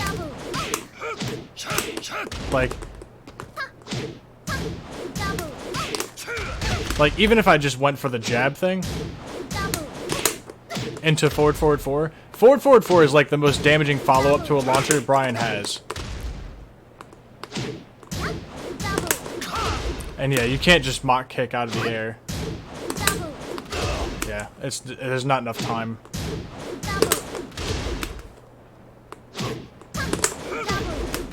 Yeah.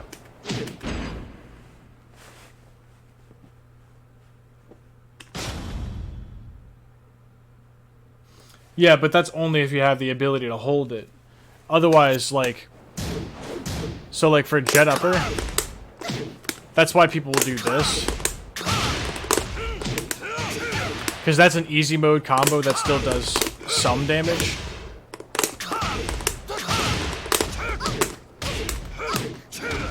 Oh, fuck. What the fuck do people actually do there? It's like...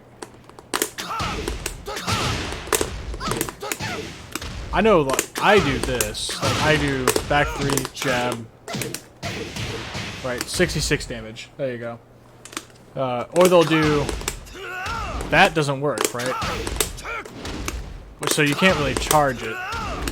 So if you don't have the time to charge the forward 3, for 1 point less, that's a good sell. Like, that's easy to do. Like, it's not...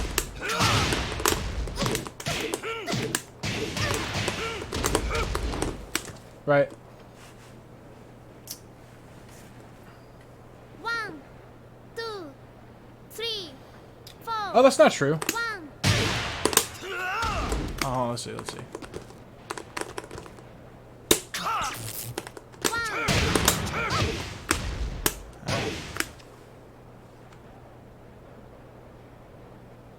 Yeah, that's true.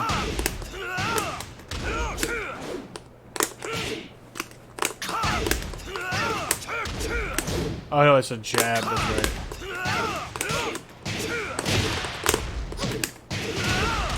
Yeah.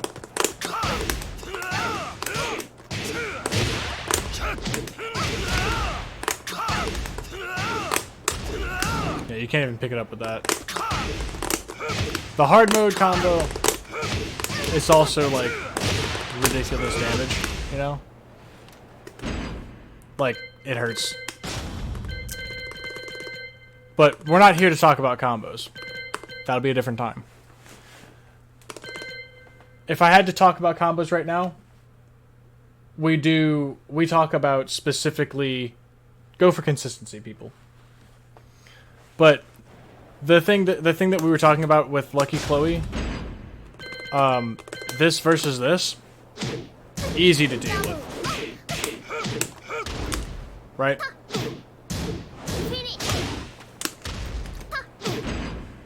Now, what we're going to talk about next is when Chloe players do this.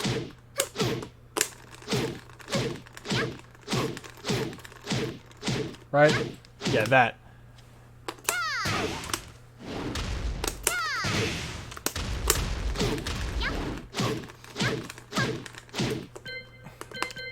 Alright, cool.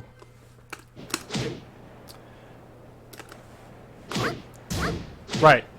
This. You can low parry it, but they can also stop doing lows at any time, right? That's the best one to deal with this, I think. Like, if you see a Chloe player and you go, oh, and you see them doing it again and again until you make them stop it, if you ever block this low on its own, you just... Because the next thing that we're going to look at is what's the punish for just that low.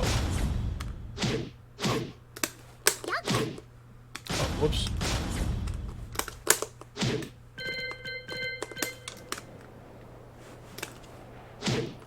Right? It's minus 14. So, the only punish that we get that's actually technically better than this is if we went with the... But, if we tried to do that punish, let's go back to this.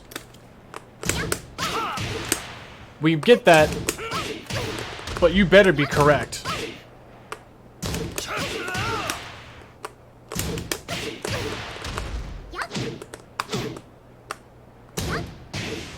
And maybe we can get any punish. Let's test it. No, we can't Fisherman Slam. If you block a low,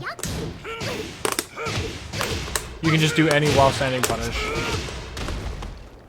But of course, you have to be careful because if the Chloe player in question...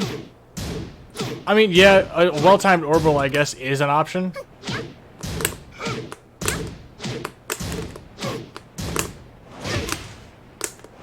Has to go over the first one, actually. So, the first part has to whiff. Then you can do it.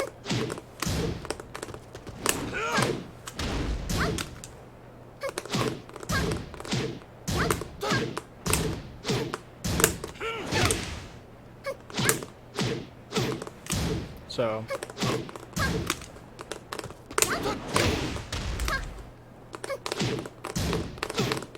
Yeah, you can't get out of it that way.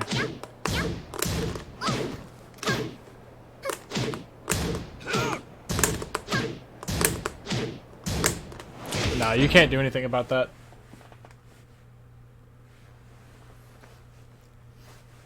No, the knees are not buffered. You cannot buffer those knees.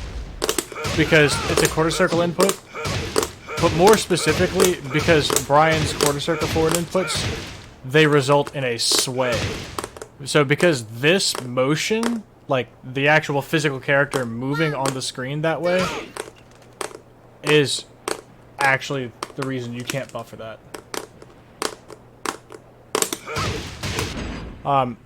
We can actually go back to showing the other things. Display the recovery animations. So like... See, like, the character is recovered there. Alright.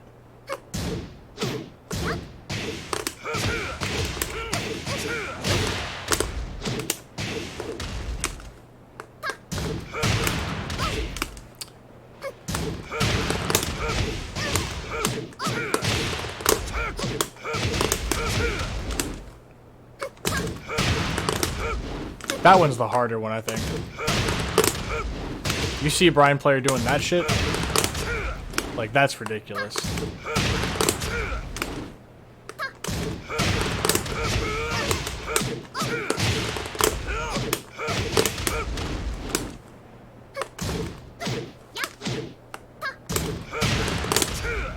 Ah.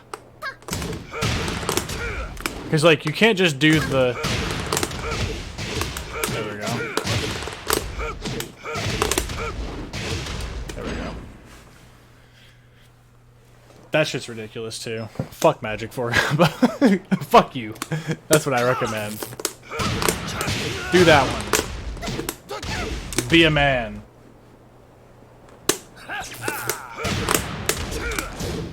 Dash jabbing is the coward's way out.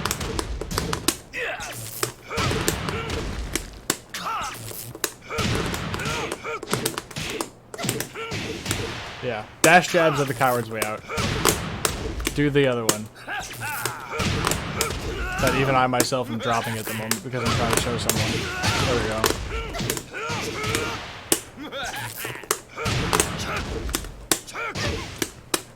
You don't get very much leniency with that either. Like you get next to none.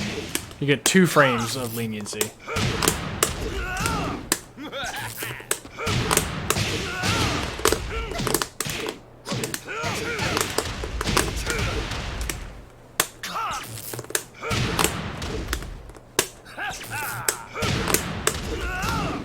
But like you could do like dash jab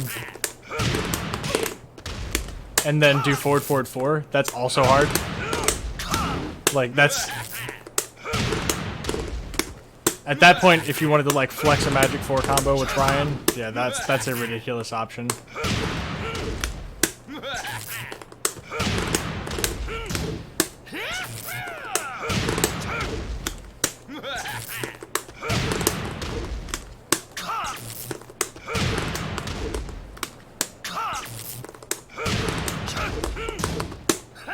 Yeah. Well, if you do this, I want to show you something else. Like that is disruptible. You can get jabbed out of that. You can get full on jet uppered out of that fucking hold option. Like on block. Yeah, you on block that part. You can actually just be jet uppered out of it. You can be obviously you can be hit by somebody else's magic 4. There's a lot of shit that can happen to you for doing that.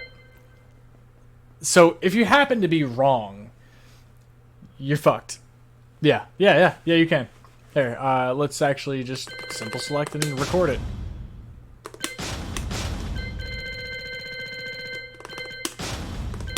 This is why we don't do 4-3-4. This is why we don't commit to that string.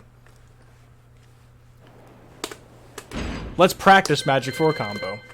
Let's actually show you how to practice Magic 4 combo. Let's do that first. So what we're going to do is we're going to set the computer, instead of repeat action, we're actually just going to have the computer do random guard on both options. We want it to be random guard for both. Then in the other settings, we're going to have it set to counter hit. Okay, just straight up counter hit. If the computer doesn't block it, then we're counter hitting them. But the computer's also only blocking at random.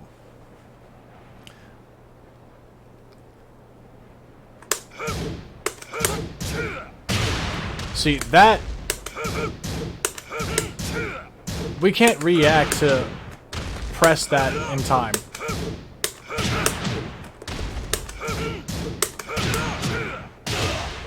Right? And we can't do that every time. That time I kinda did it. That time I kinda did it.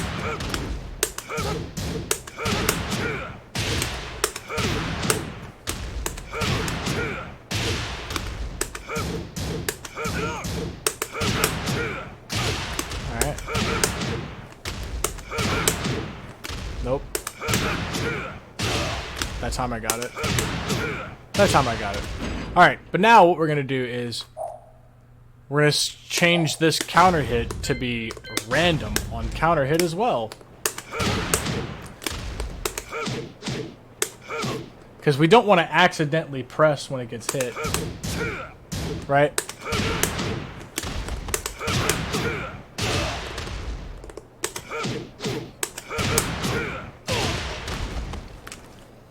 So, is committing to 4-3 safe? No, it's -10.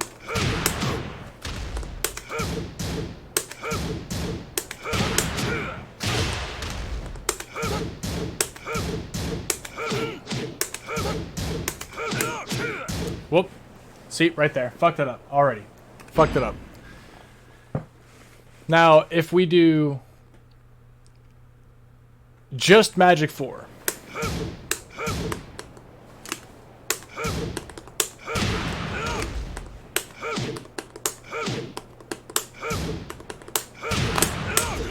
This is actually a lot safer.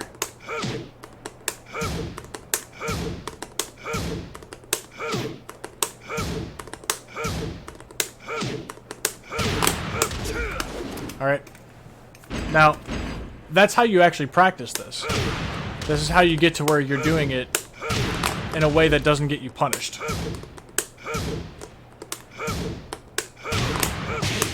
See, look at that.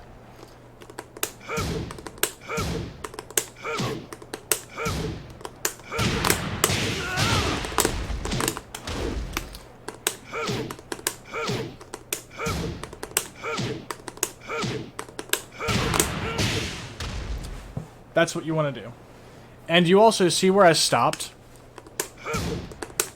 You want to also be on reaction finishing that string. Because you don't want to finish this on block. Don't finish that on block. Because a good player will duck under that immediately.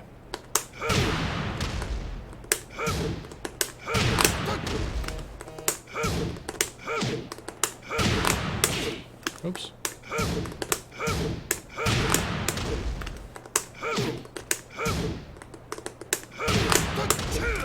My inputs are not clean at the moment.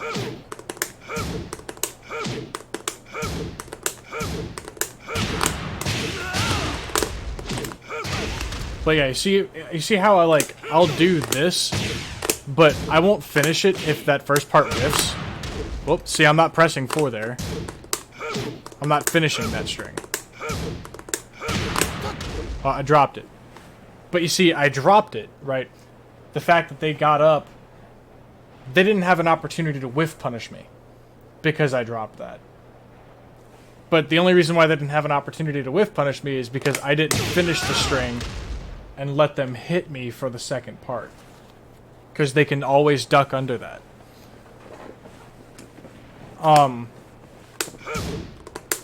So this is how you want to practice it. That's why I recommend doing this one. Because if you try and do the dash jab one,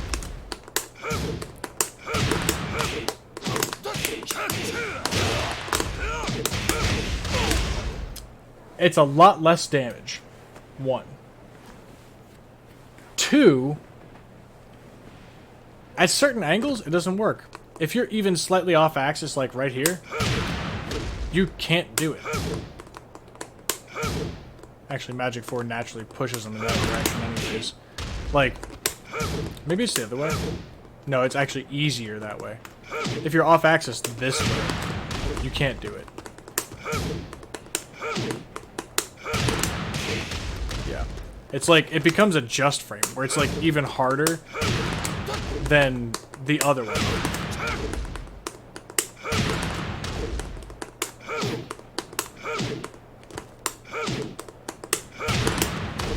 Yeah.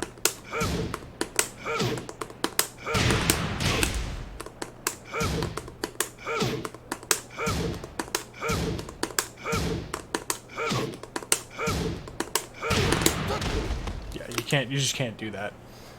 Also, at max range, you can't get the dash jab. Like, it doesn't matter how much you would try to extend the jab, it just doesn't work.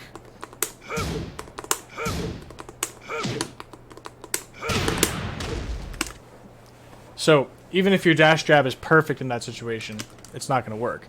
But, if your QCB 2-4 is perfect, it will still work. I mean, I did say perfect, but... There we go.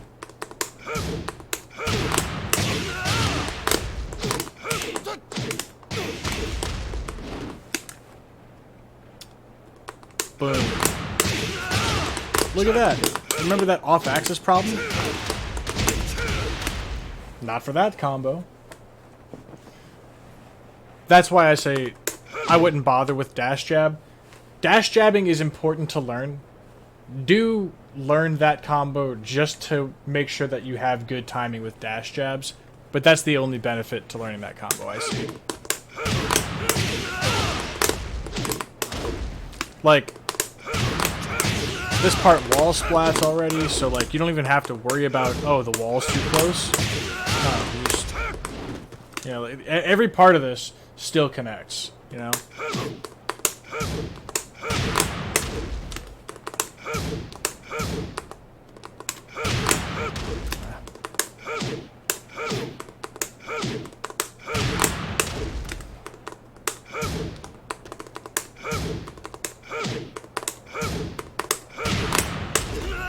But yeah, that's all Brian Tech, whatever.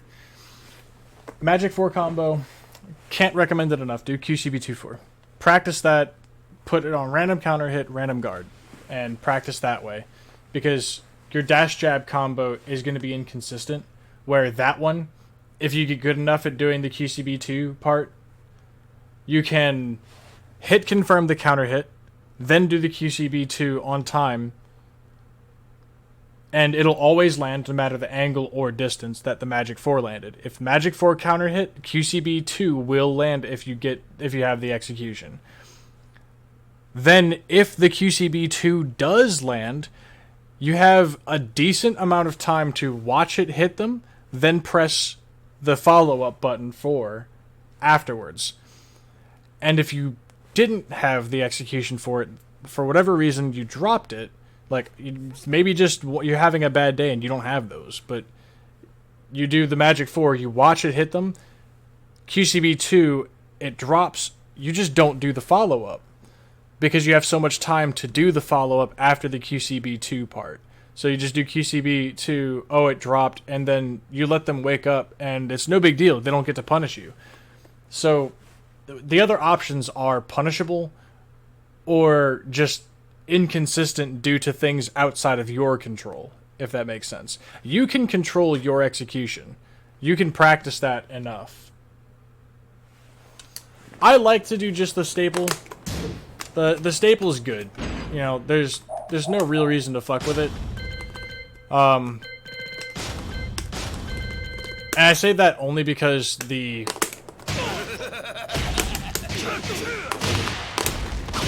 follow-ups for it are hard.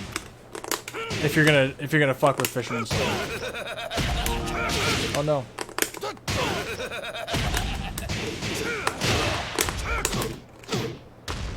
Yeah, just do the staple. It's good.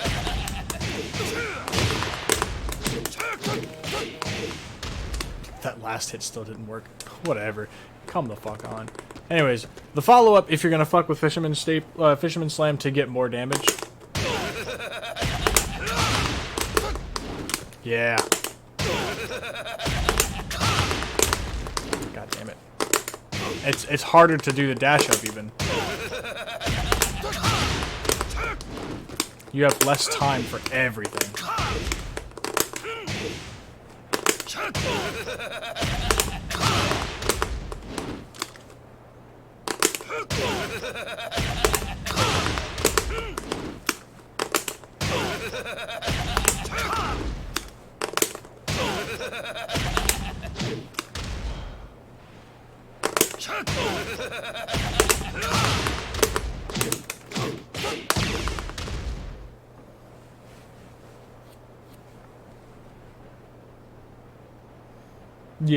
Yeah, but like, that's what I'm saying. Like, you saw that damage. It's 86 damage for that. For a combo that's, or sorry, the 89 damage for that. For a combo that's a million times harder versus just doing this.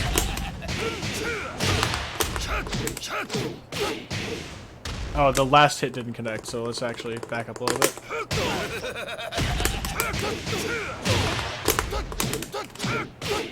There we go. So you get 2 more damage. 2! Just 2. That's it. Just 2 more damage for all that fucking effort. Oh, down QCF 3-4, down 3-2. Oh, Jesus Christ. Alright.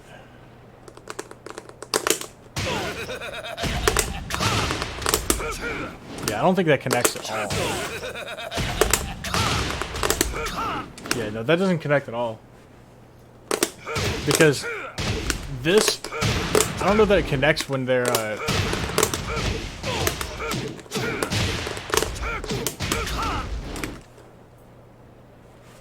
yeah, I don't know that connects.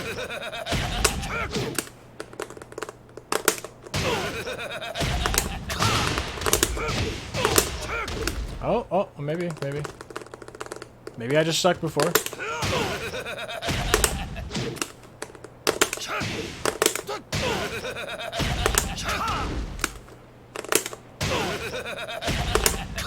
The whole thing is tough timing.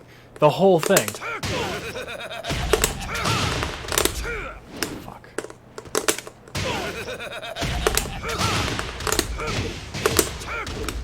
Alright, so down 3-2. Oh god, okay. I don't know why I'm trying to do a mock punch. No, I know why I'm trying to mock punches. That's the ender for like everything else. No, you'd have to do another dash up. So mock punch is the ender.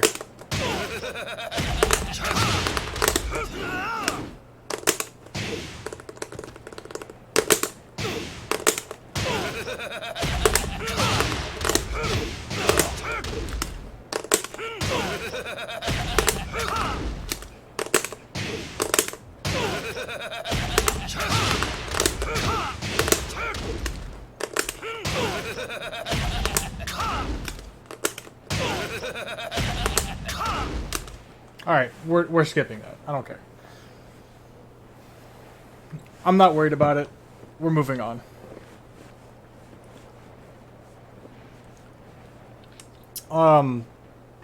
Yeah, so we talked about why you practice certain routes for Magic 4. We're done talking about Brian combos. We're not here to learn combos. Combos are one of the least important aspects of this game. Punishment, on the other hand, I don't care if that's your combo. I want to see Jennifer punishes for shit that's minus 14.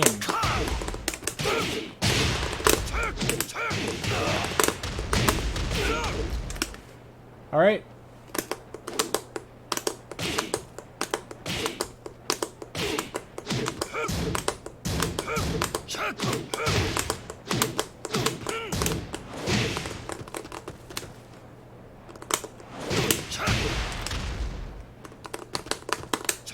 Yeah, that's a good whiff punisher for sure. As is this. I like this as a whiff punisher more. Because if you get good at doing, like, moving around and stuff, you know, even if you're doing just regular pad movement. Actually, you know what? Matter of fact, I'm going to switch to pad right now. Because I'm tired of people being like, oh, it's just because you're on big spots. So, we're going to do this real quick.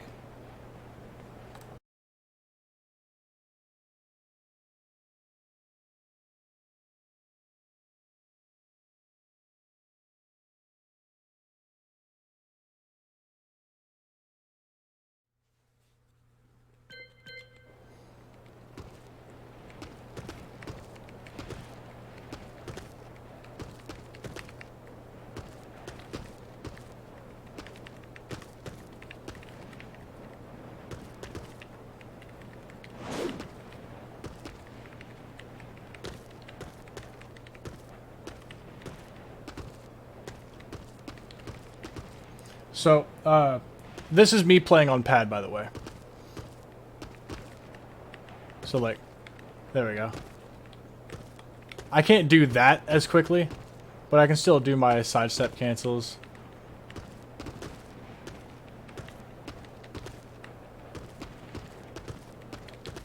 My KBD is passable.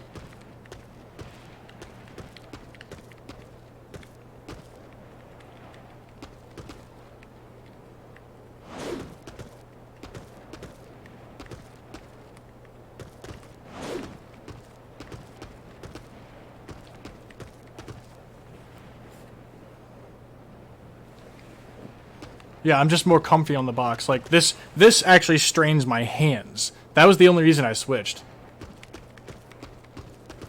But you see, like, that's a good KBD. You know what I mean?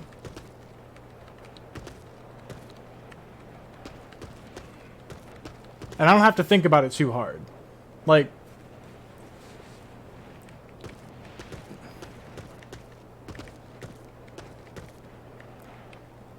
when I tell people, like, you know, I looked at Tekken, I looked stuff up, and, like, one of the first things I learned was how to KBD the proper way, because I locked in Nina and then just took her to practice mode and learned how to KBD because that's what Google told me I should be learning.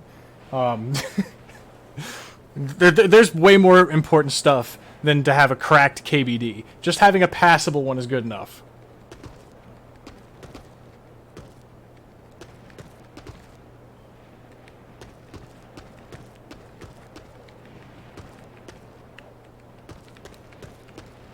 But you see, that's good. That's fine. Having a faster one is nice, but you know, that's good enough. You don't have to do much better than that. Speaking of, my control scheme is cursed. Let's look at these.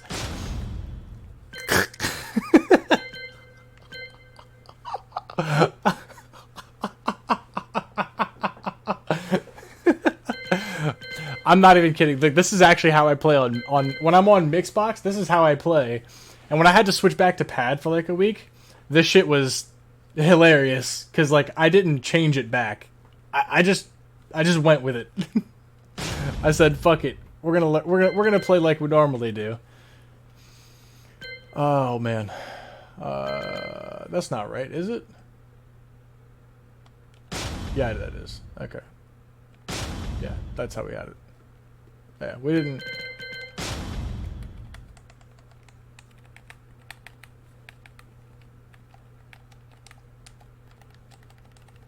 So this is my taunt. Yeah. Huh? Yeah, 3 and 4 on R is R1 L1. Yeah, that's wild, right? Because it's like, it's the opposite. So like, this is what, yeah, this is your normal, right? But this is your magic 4. What?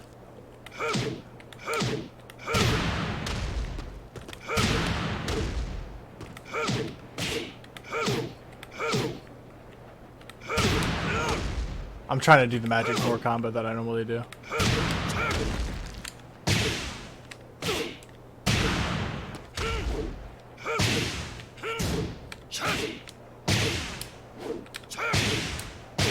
Okay, slightly different timing is what it is.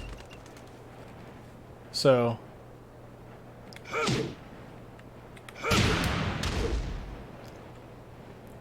yeah, this is not comfortable. Oh, we almost had it there.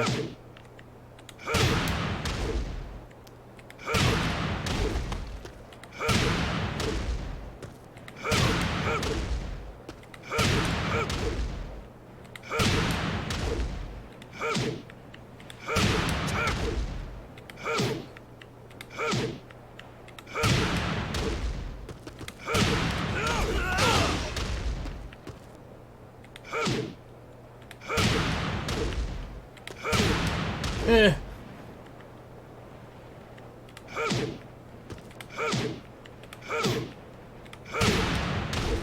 Yeah, I don't know if that's possible without Taz.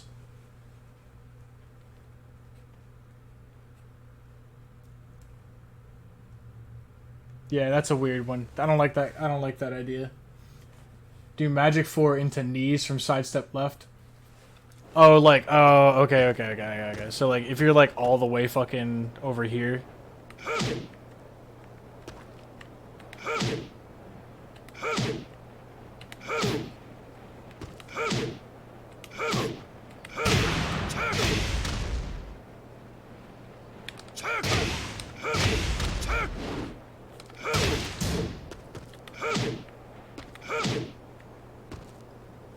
Let's restart.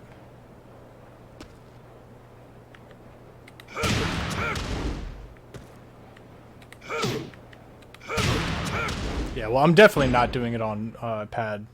I'm too used to hitbox now. Or not hitbox, mixbox. It's basically, it's similar.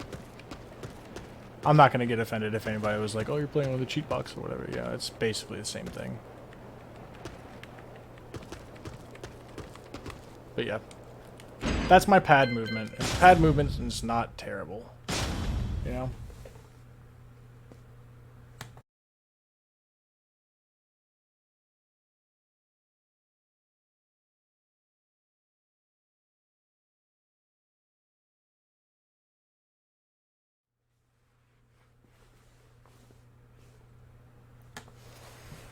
How long did it take me to go from pad to Mixbox? Well, I only started playing this. I only started playing Tekken during this Tekken.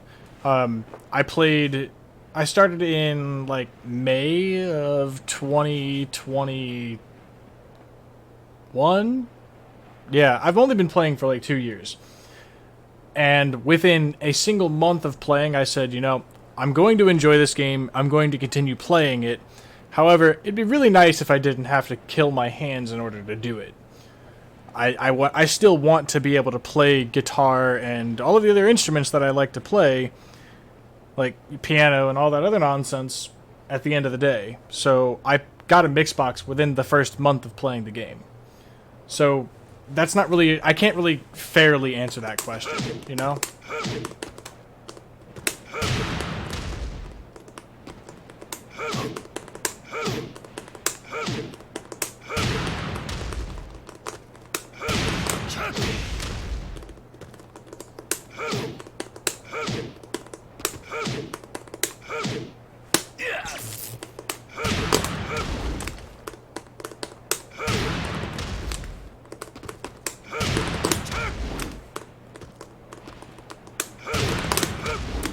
You sure it was sidestep left? Like, Jesus.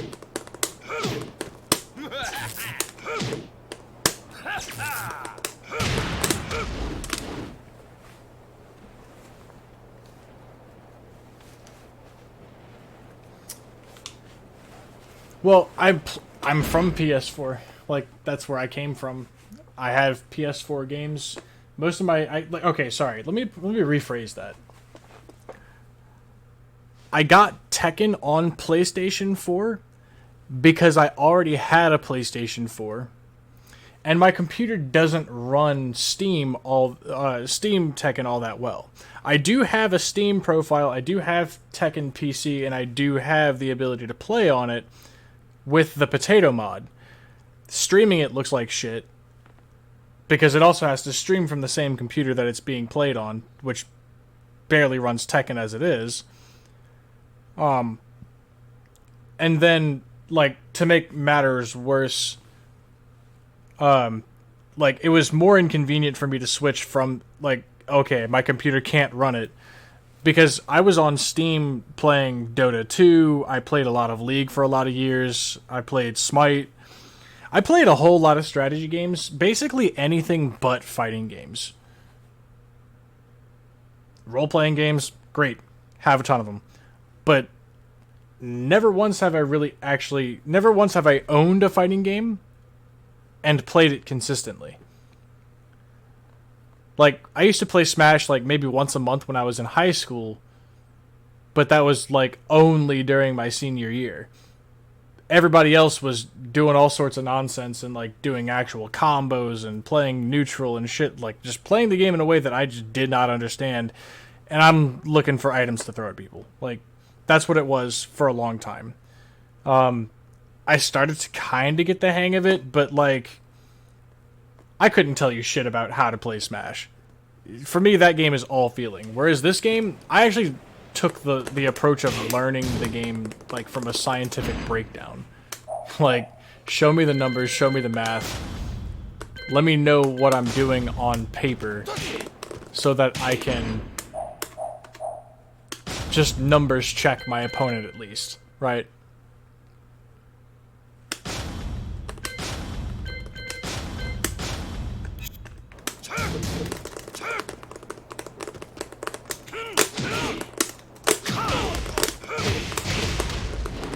Just point out it is at guard ult.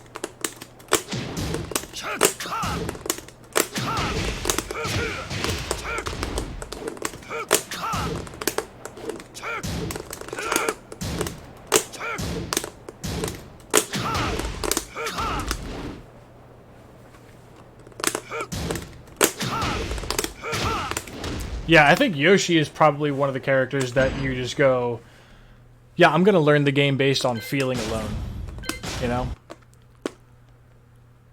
So, what did we talk about today? We talked about movement. We talked a lot about it. We ended up with a lot of Brian tech. But we're gonna go back to doing movement specifically and how to practice movement. We talked about how to practice sidestepping, right? Now let's talk about how to do the fuzzy guard backdash. Or just backdashing in general. This time we are going to go to infinite. It's much better. Get ready for the next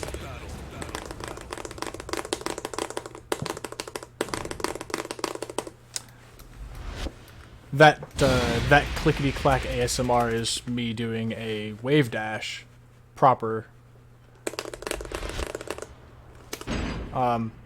Let's actually switch to record.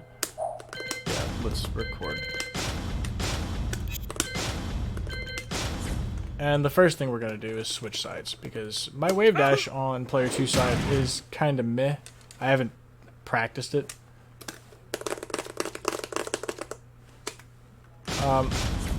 So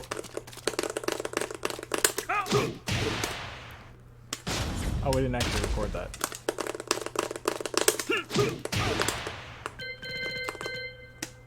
Okay. And we're gonna do the same thing. We don't want running 3. Nope.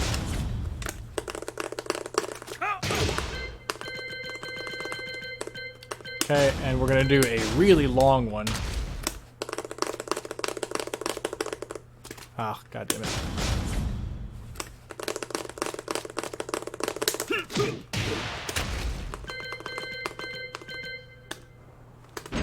And we're gonna do another really long one.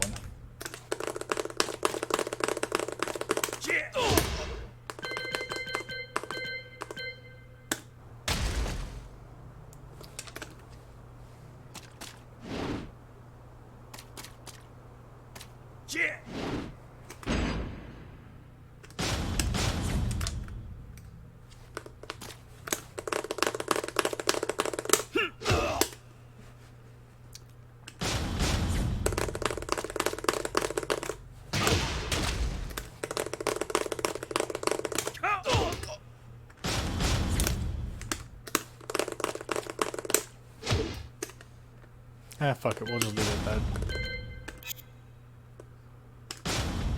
And then the last one.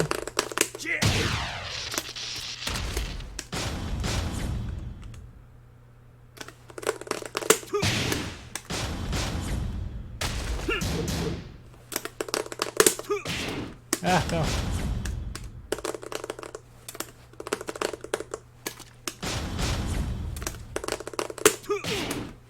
We had it, and now we lost it.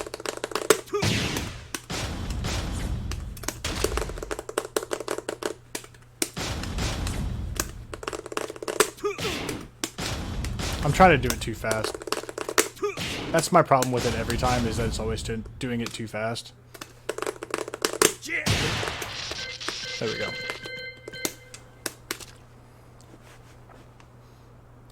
So, what we're going to practice now is, we have that recorded for a reason. We're going to come back to this, but we wanted to take a second to record that. We're going to go to crouch and approach.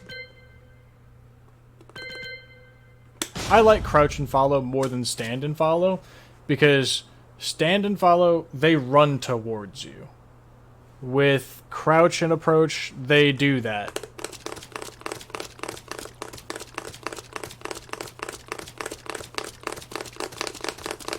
So, when you do a KBD really quickly, like, let's say you're doing it like frame perfectly. There's only one frame of doing a crouch. Like, you're only crouching for that. Right, so the character's just kind of gliding along. Well, that's good and bad. Here's why it's bad. If you're doing a KBD like that, there is exactly one frame where a mid can clip you for no reason. For no reason whatsoever. Not at all. And then, to make matters worse, let's say you're doing it slowly.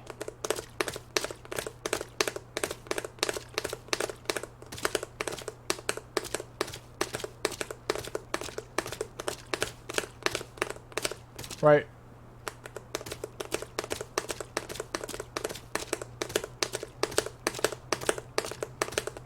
So that's like a slow to moderate pad speed for KBD, I think. That's about where I was with pad.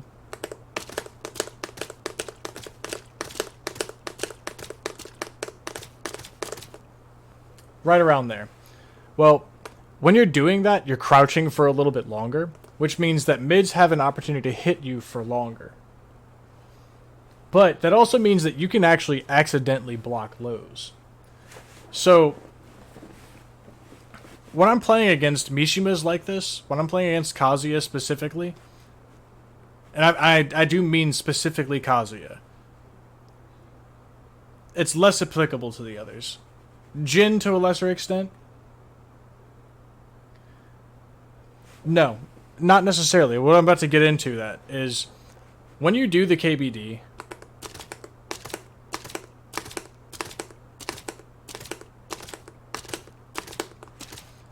you want to focus on getting that input cleanly.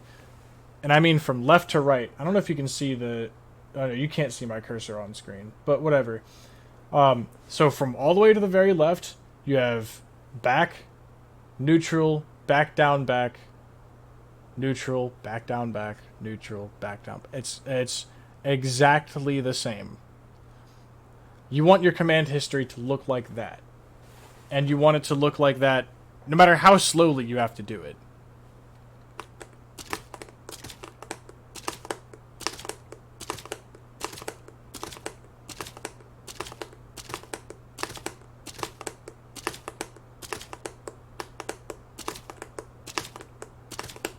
I don't care how slowly it is. That, to me, is better than somebody doing this.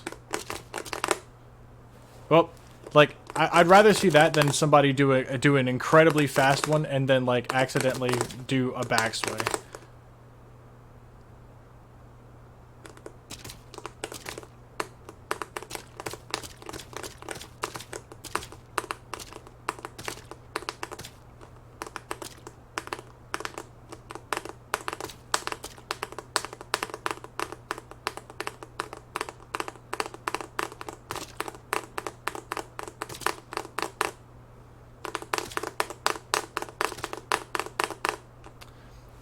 There is such a thing as doing it too quickly.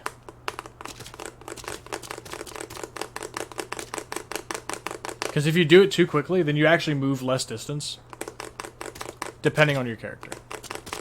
So the reason I say that's depending on your character is because Brian, he's got an alright backdash.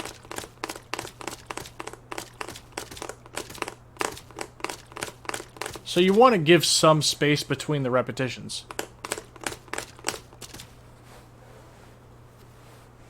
Yeah, you have to do it cleanly. That is true. But notice what I was saying before. I showed you what it looked like for me to do it on pad. And my pad KBD was still pretty clean. I didn't get backsways unless I wanted to do this. And I was just showing that I could still do that, kind of. I can't do it anywhere near as quickly because I've been doing it longer on Mixbox. I could barely do the forward movement one at all. But I could do the back one. I could do that one a little bit. So like, you actually want there to be some space between them. Between your repetitions. You don't want them doing it like crazy fast. Because, and again, I can't stress this enough, it is character dependent. You want to see how far your character moves backwards. How far your character has backwards momentum on a normal backdash.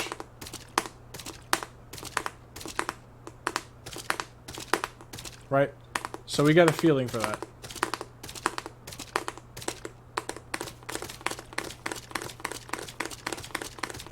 As you can see, that's actually a lot more distance. Like, you see how much more Kazuya has to stay standing upright? Like, you want to see, like, you see how much longer Kazuya is staying upright versus if I'm doing it as quickly as I can possibly do it. See what I mean? Like, I'm not moving anywhere near as far. Or as fast.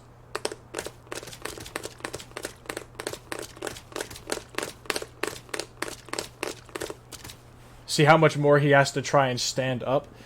That's the other reason I like to have them set to crouch and follow. Because you can actually see a visual of how good you're doing for this. You can get a visual progress meter. Because there's a million videos out there that can teach you how to do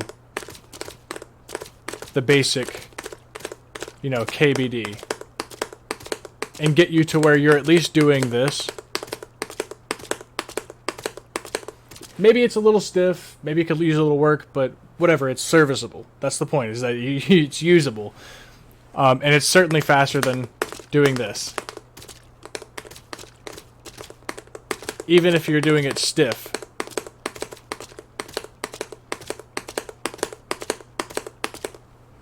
That's better than just pressing back. You want to learn what your character's needs are for spacing each of them out. You want to fall into a rhythm. And if you play multiple characters, then I'm sorry, but there's no easy way to do it. You actually just have to practice what's optimal for your character. Zafina, her backdash, for example, is completely different. The timing is a little bit... How do I put this? She moves for less amount of time, but she covers way more distance. Like, you see, she's barely moving for any amount of time, but she covers a lot more distance with her backdash. So, like, I can sit here and just go as fast as I can, and that's actually optimal for Zafina.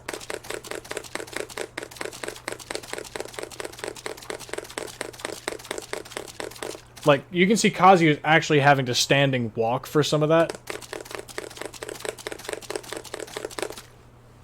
Yeah, that's ridiculousness. But, like, let's talk about Jack. Let's go to Jack. Character moves like a fucking brick. I love it.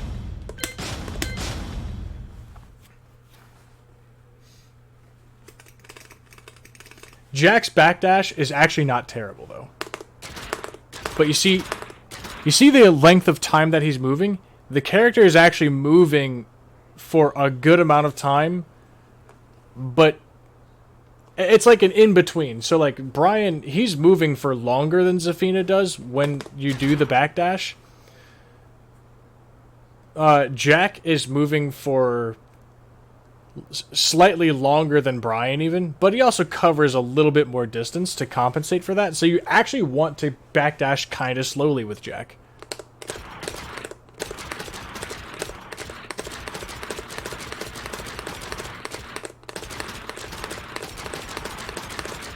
And you can see how that's actually optimal for him. Like, you see that, right?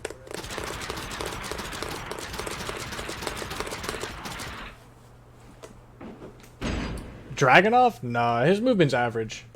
His movement's pretty average.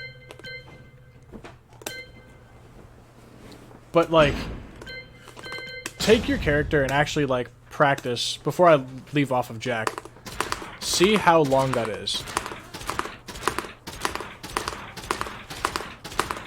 Because you can do a backdash immediately after a backdash has completely stopped moving.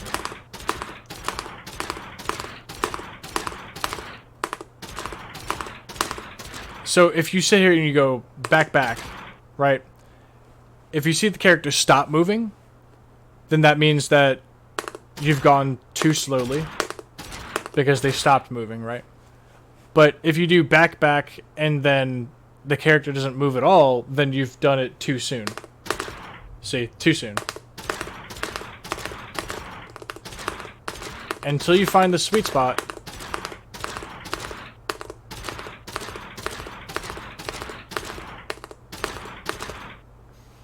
It's still dirt slow. Don't get me wrong. This is not an actual KBD. But you want to find that sweet spot for your character.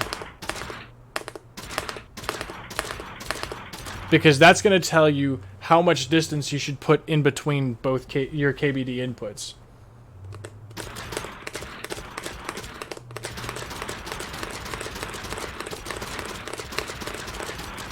Boom. Alright, man. Have a good one. We're going to switch back to Brian, though. Because that's the character that I'm the most comfortable with. Though I have demonstrated that we can practice, or at least develop a practice regimen for each one. Where I was going with the backdash thing, though, is that once you get a rhythm, like you know your character's optimal rhythm, Brian's is right around there.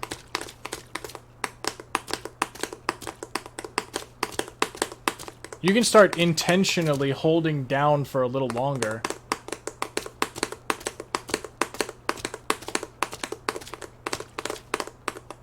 And you'll still get decent movement. What purpose does that serve? Well, remember where we recorded that stuff? We're gonna go ahead and, oh, shit. We actually reselected characters. Fuck, so it's not there anymore. Whatever. We're still gonna go ahead and just show you this way.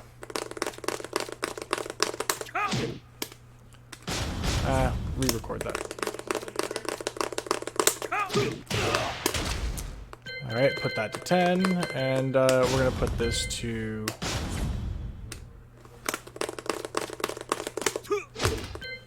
10 as well, and we're going to set another one to be a really long version.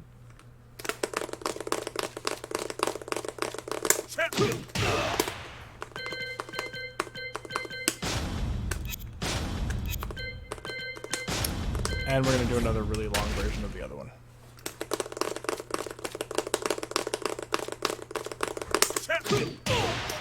Not that.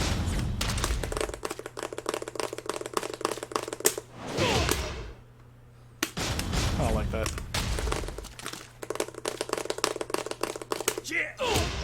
Fine, we'll take it. I don't care anymore.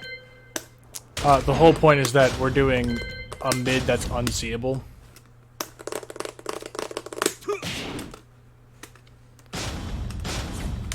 Like that we can't react to. Like that one. Perfect. Alright. No matter how fast I backdash, Kazuya can keep up.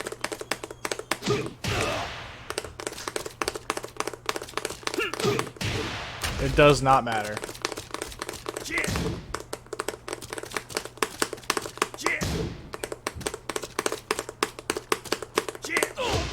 But you can vary your backdash timing because you don't know when he's going to do the hell sweep or when he's going to do the mid or what. It's a 50-50. If you're in this situation, you have two options. You can either just random orbital, hope to beat it, or you can start varying your backdashes because he's going to push you into whatever wall. And you basically... You have 50% chance of getting it right by just luck. Because I don't guess very well when I'm thinking about things.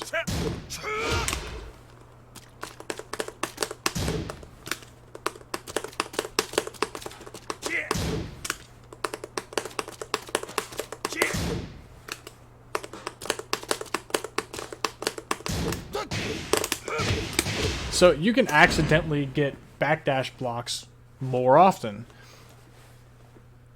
And that can be a thing that you kind of do intentionally. Because you've honed in on your movement enough to start adding variance to your KBD while still having functional movement. That's hard to do. It's a nuanced thing. But we start from just doing this.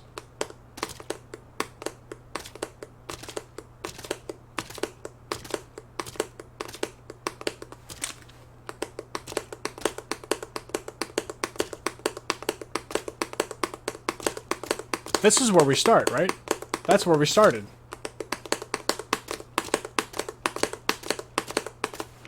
That's where we started. This is where we get... And it becomes that. But then, when we're like, oh shit, this is a real 50-50 scenario. I'm actually just doing that. Back to where we started from. The computer is random.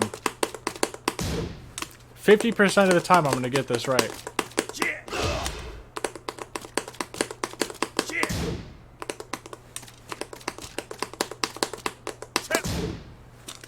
I'm not blocking intentionally. I'm just...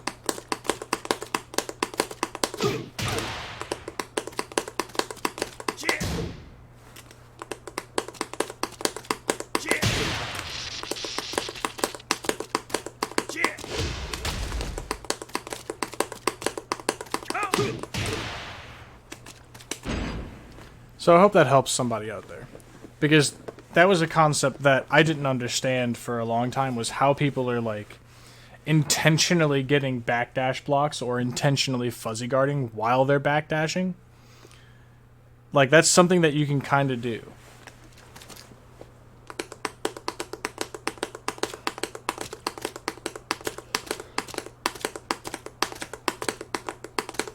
The other way you can do it is just by making every other backdash a little bit longer on the crouch. So, like...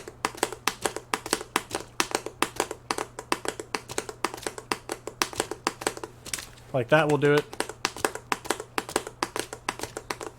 And you're still getting some backwards movement as well. So, it's not terrible.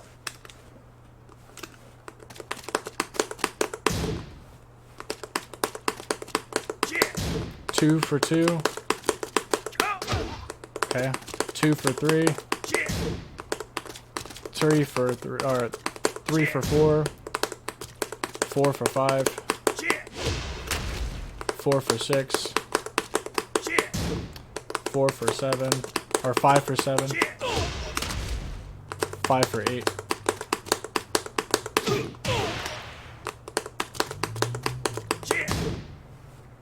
You get the point. That was 6 for 9 of them. We'll do it again. 6 for 10. So, we got 6 out of 10 there. 6 out of 10, we were correct. That's kind of a big deal. To be able to turn what is normally unseeable 50-50 into an actual 50-50. Because if we're sitting there having... like, if we have to guess... there's always the chance that you're just gonna guess wrong, right? I guess wrong way more often than I guess correctly, unless there is a pattern I'm able to identify. If somebody is good enough at not having a pattern of which one's which, if it's literally a coin flip versus this person, which I know a few people who are that good at 50-50, where they'll be unpredictable a vast majority of the time. You have to just guess, and you have to guess correctly. And then punish it when you do. I will actually just sit there. If my back's to the wall, I'll do this. Sidestep, sidestep.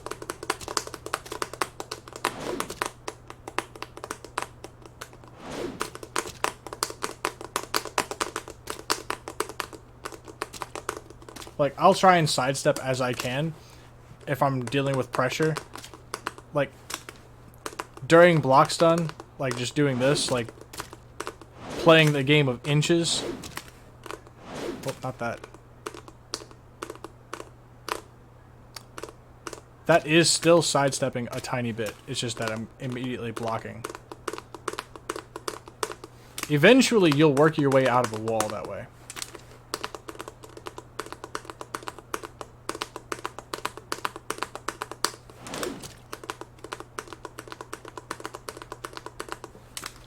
And you'll be blocking mid the entire time. That may be good, but...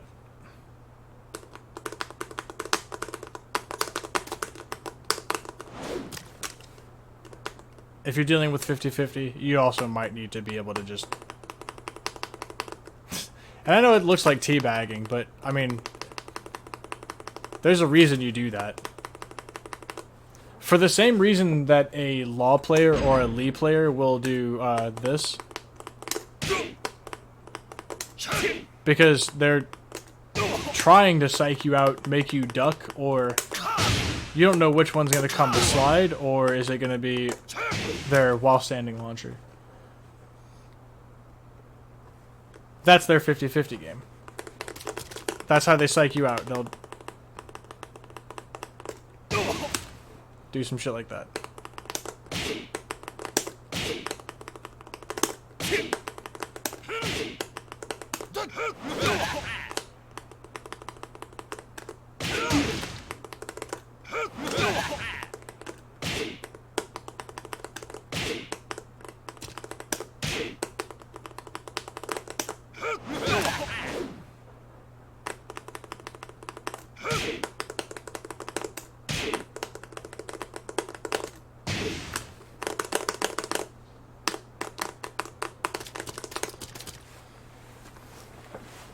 But I think I've drilled movement about as much as I could.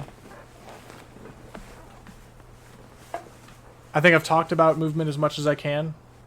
I'm probably going to split this stream up into several segments and then upload it to YouTube, talking about specific things. Obviously, we're going to cut out all the Brian tech talk with the Magic 4 combo, because that's not necessary for movement.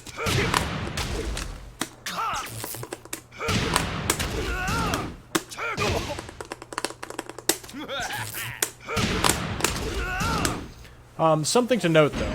Movement is faster than buttons. I think that's the thing that's understated. Movement takes anywhere from 5 to 6 frames. So, what I'm actually going to show you is what I mean by that. So, we remember what this move was on block, right? -4, or +4 for Kazuya.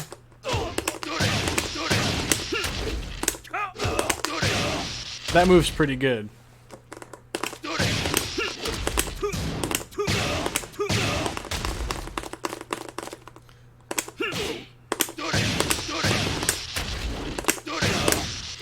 That's what we want to look at.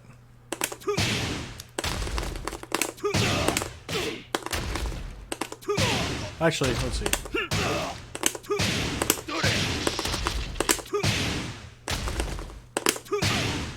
Fuck. That one. Alright, so.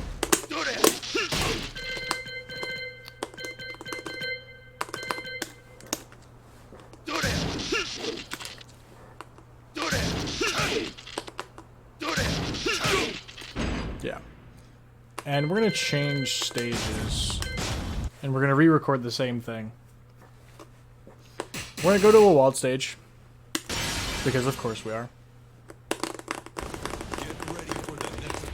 We're going to play the same characters.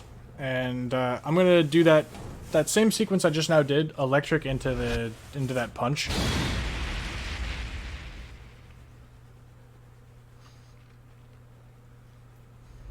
Oh, actually, you know what? We're going to do slightly different.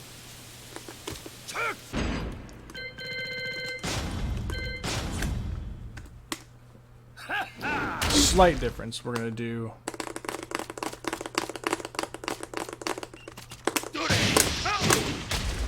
We're going to do that.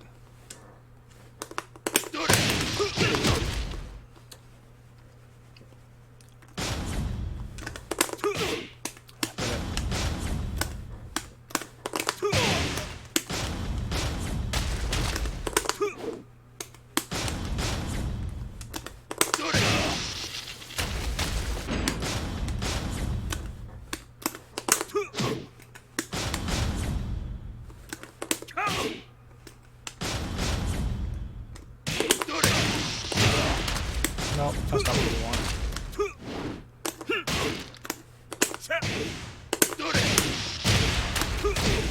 I forget. I keep on forgetting it's forward 4.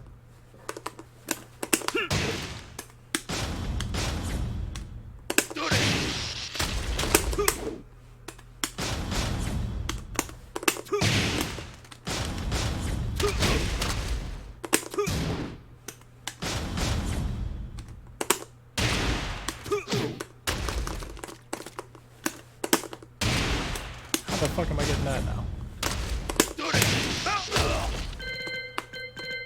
Good enough. Alright. And this time we're actually going to set ourselves to the wall.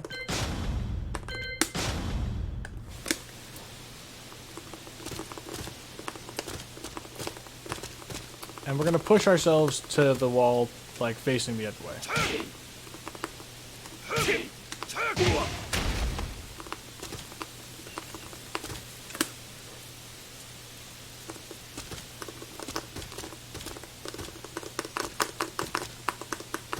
Alright, there we go.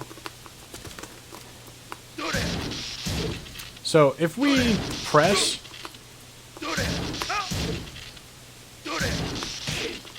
Oh, shit. We did the wrong. We recorded the wrong shit still. Fuck.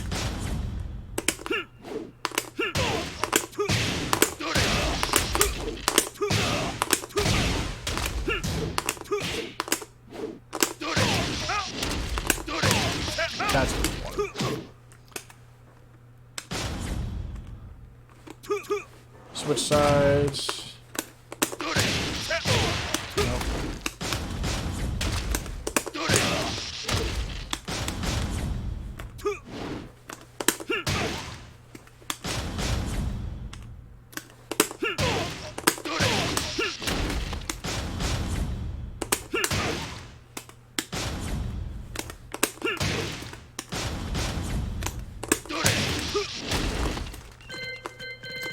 Finally.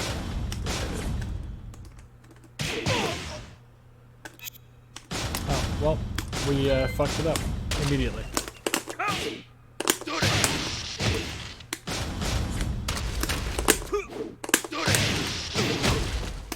Alright, fine. We'll just take that.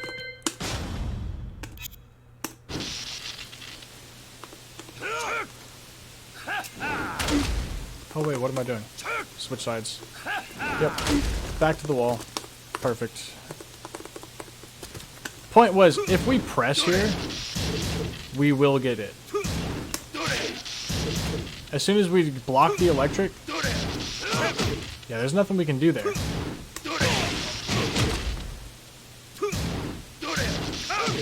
Or at least, there's nothing it would seem that we can do. Right? That's a mid. We can't block that. We can't go under the, we can't go under it, right?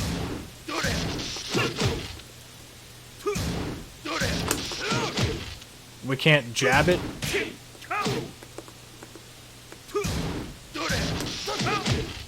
We can't, dick jab it. We're gonna get counter hit. What is left for us to do besides to move? So we're gonna try it.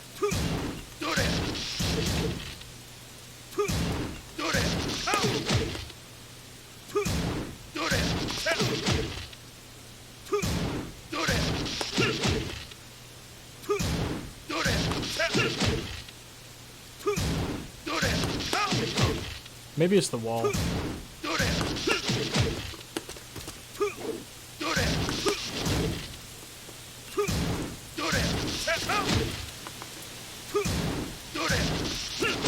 Oh, that second part connects still.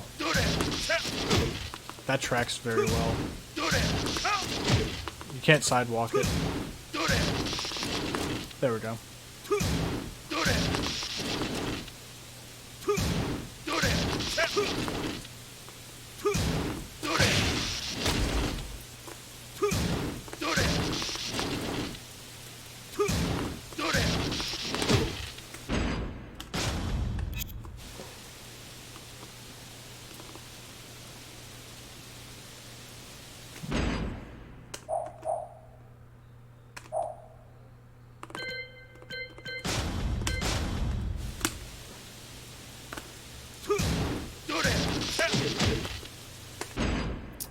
And we're going to try a different action as well.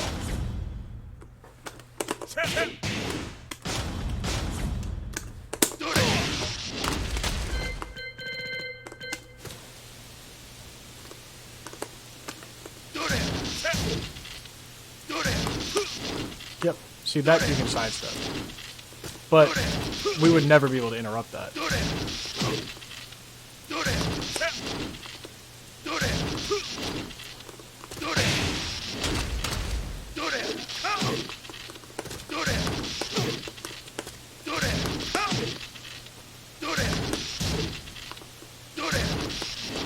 Oh, we can sidestep it a little bit to the other way too. But yeah, electric is bullshit in that you can't sidestep it at all.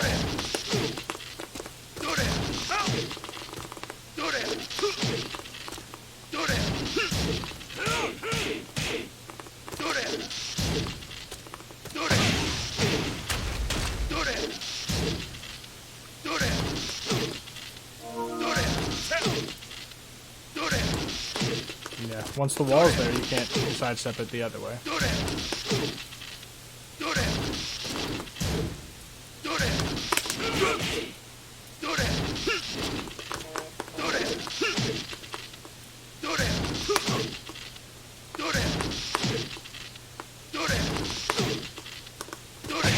Yeah.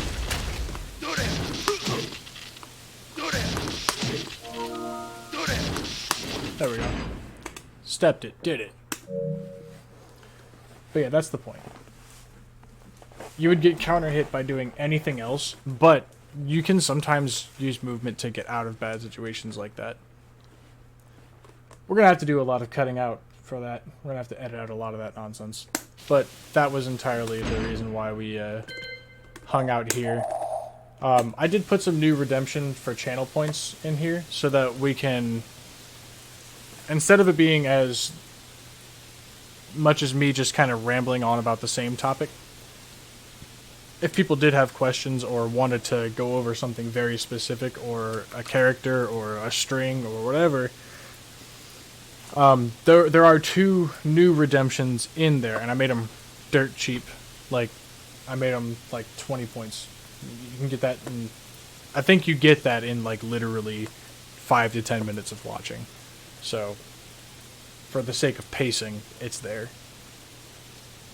But I think that's about all the labbing or talking about new stuff, like new beginner-friendly stuff today. We practiced a lot of fundamental stuff. Let's go to player match and see if we can put any of that into practice. And I'm going to try and talk about it while I do it, so it'll be difficult, but that's kind of what we're here for. I am going into these matches. I have no intention of winning any amount of games. I don't care what I look like out here. If I win a game, that's nice. But I'm out here trying to New challenger. Use exactly what we practiced to its most efficient, right? And if that means that I'm playing it safe with you know, I'm not getting a sidestep 1 launch every time I get around something with a sidestep, or like, you know, every time I backdash to get out of a string, I'm not getting a jet upper. That's not what I'm here for. I'm here for, oh, I sidestep, got it. New challenger. You know, that's the, I'm here to get these nickel and dime punishes.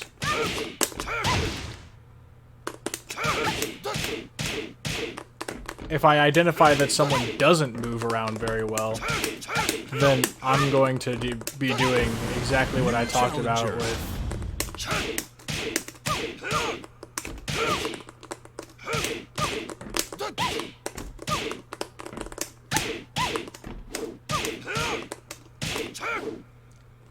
because as you can imagine, that would get very, very annoying very, very quickly. If you couldn't sidestep, the game would be broken. This would be all anyone's ever doing, really. There's no point in doing much else.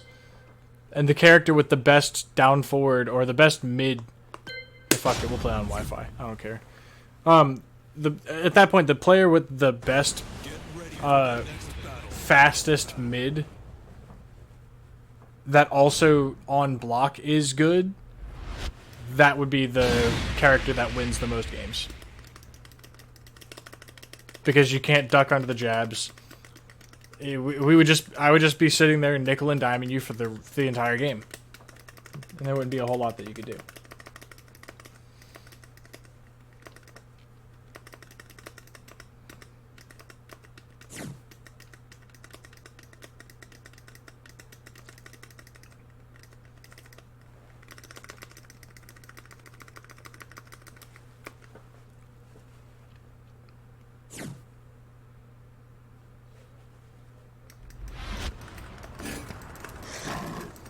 Alright, so we're going to try and identify what his movement looks like. Does he sidestep? Okay, he ducks. Okay, that's not... Again, not optimal combo. I'm not here for that. I'm here for the punishment. Okay.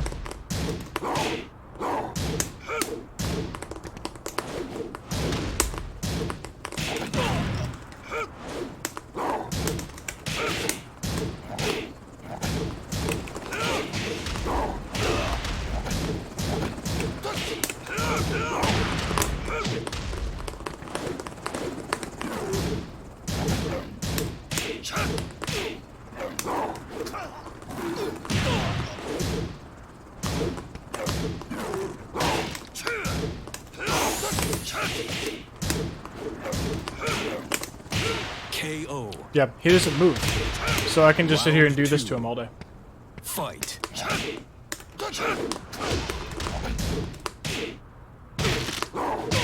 Okay. Now he's doing the other stuff to evade the jab. He's playing much riskier than he needs to, KO. just to get around jab. Round Okay. 3. Easy does it. Fight.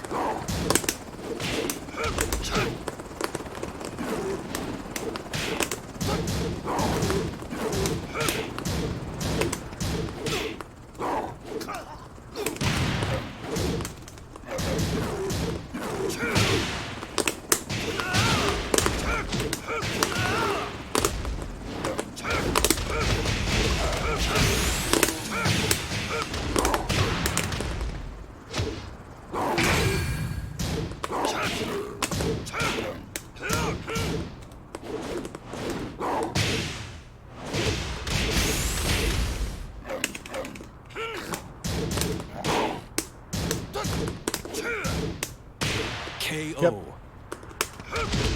Round 4. He doesn't have movement. He doesn't understand how to deal with just that. Because, yeah, the way he's choosing to deal with it could do that. But you see, it's making his gameplay a lot more predictable. Like, that low.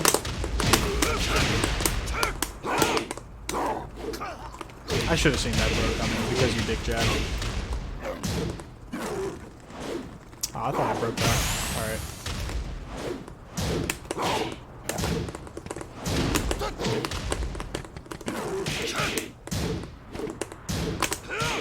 KO. Final round. Fight.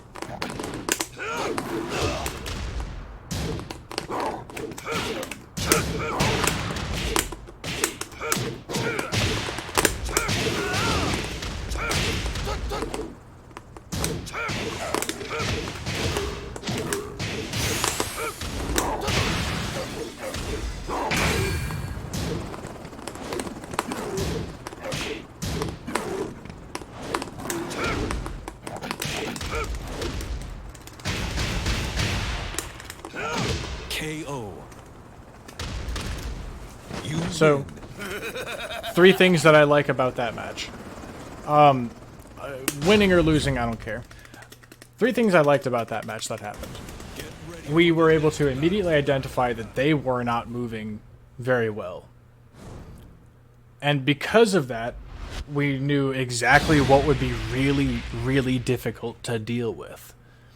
And you saw how desperately they played just to start getting around jab.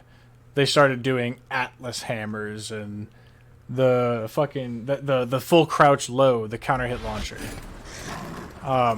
Dick jabs all over the place. Round 1. Just to deal Fight. with jab.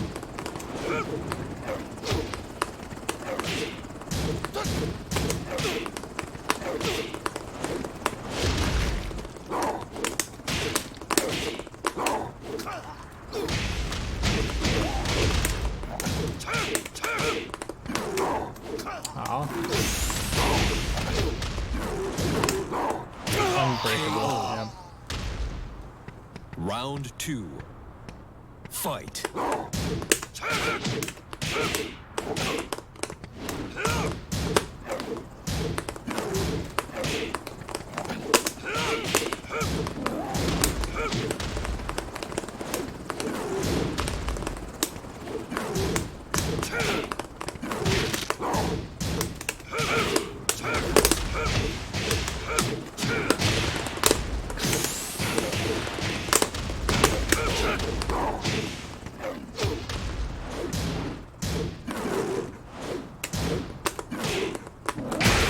Oh, I ducked.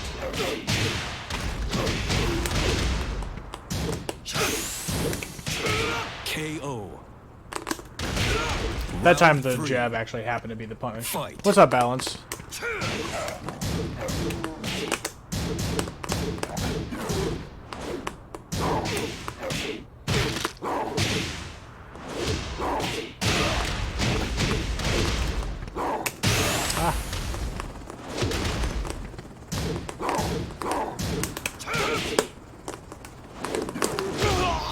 So, yeah, while we were busy learning fundamentals, Fight. and we did the...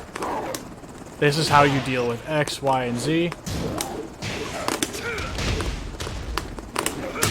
This player learned how to do things in order to avoid the fundamentals that we spent a few hours on today.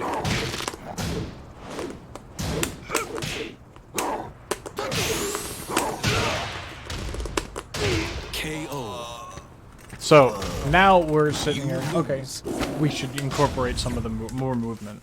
We didn't sidestep very much, but also, he did a lot of homing moves.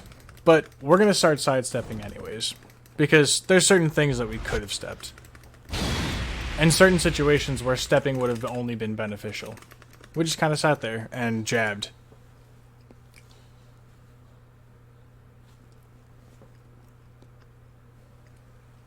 But yeah, Balance, we're building off of the fundamental stuff that we practiced. Well, he's dick jabbing because I keep on jabbing him.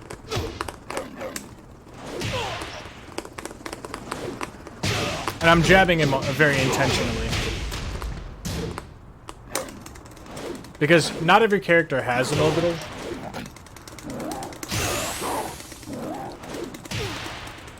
Interesting. He didn't do the key charge inputs. Oh no. That was supposed to be a down forward 2, and I just got a normal 2. Even a down 2 would have been better.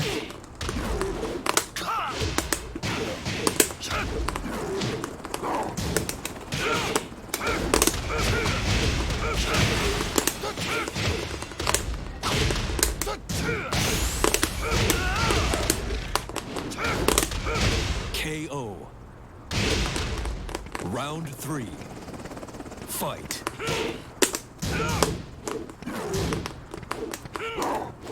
Oh, missed it.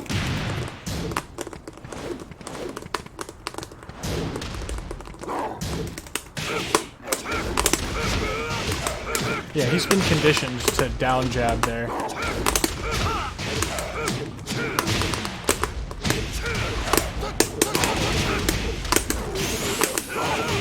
Yep, see, he tried it again. Round 4. Fight.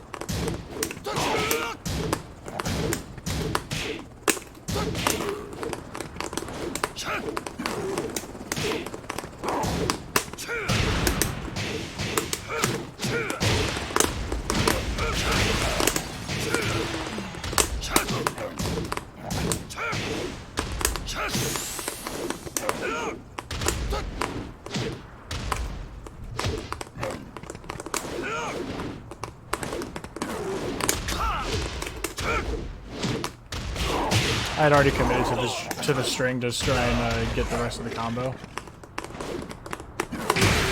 Aw shit, that tracked really hard. I saw his whole body turn. KO. Oh, we got lucky there. We got very lucky on that tech roll. Normally that catches tech rolls very, very well.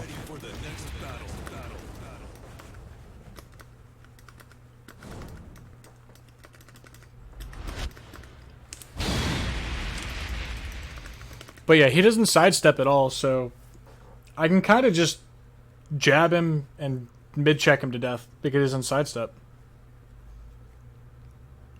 And he's got to do super risky stuff to try and get around that, like Atlas Hammer or down jabbing.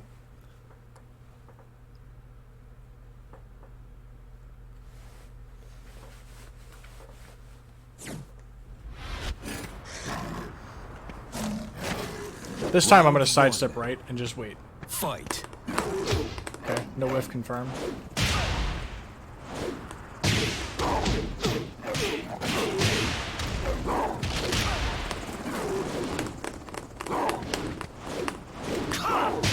Oh, I was late. Perfect. Okay. Round 2. Fight.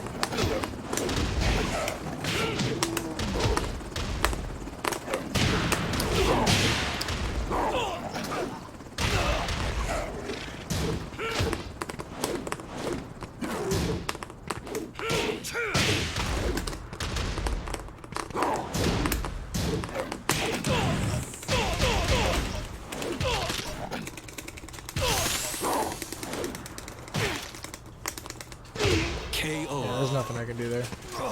Get up. Round I get hit by that. Fight. Don't get up. There's a ground throw.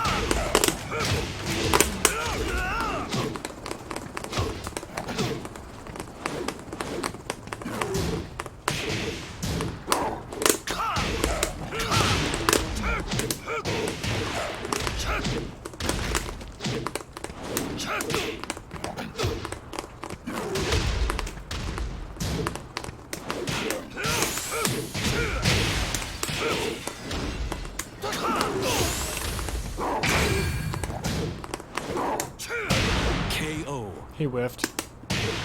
Round 4. Fight.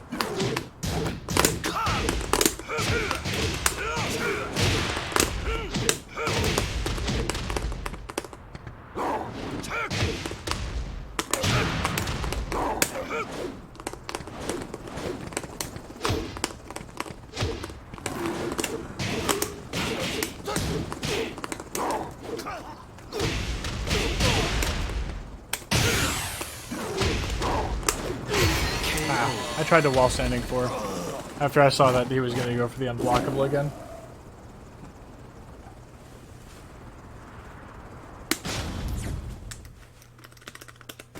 Get ready for the next battle.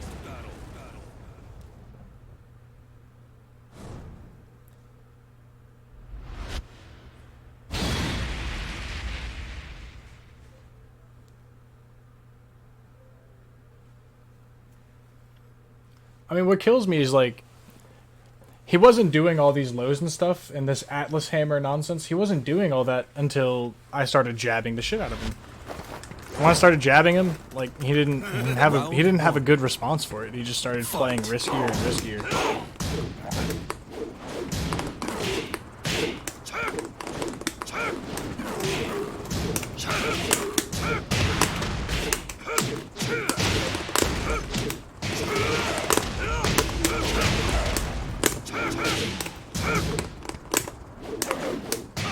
Oh no.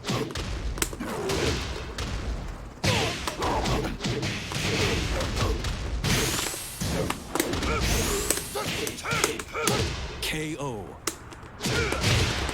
Round 2. What a combo, right? Fight.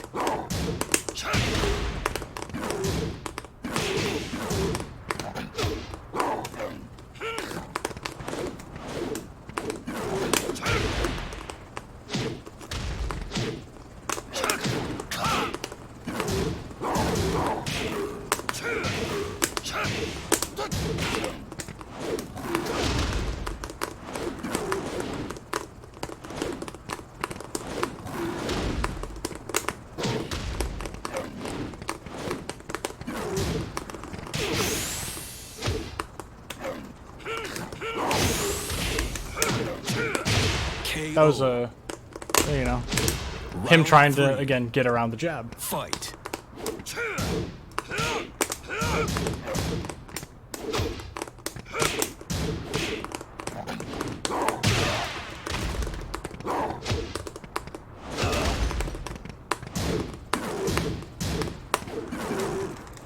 Damn it. He was supposed to giant swing there. That's what he was trying to do. Again, we could care less if we win. We are just trying to employ the things that we practiced. Fight.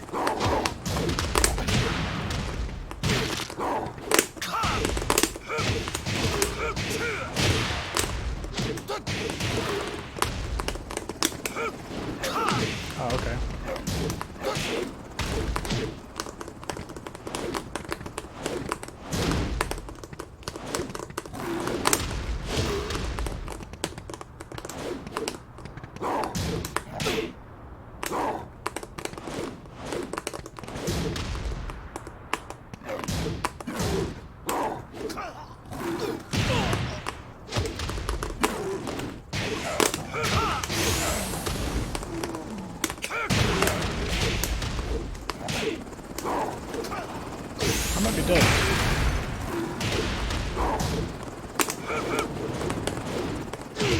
Great. Okay. That's fine. Final round. Fight.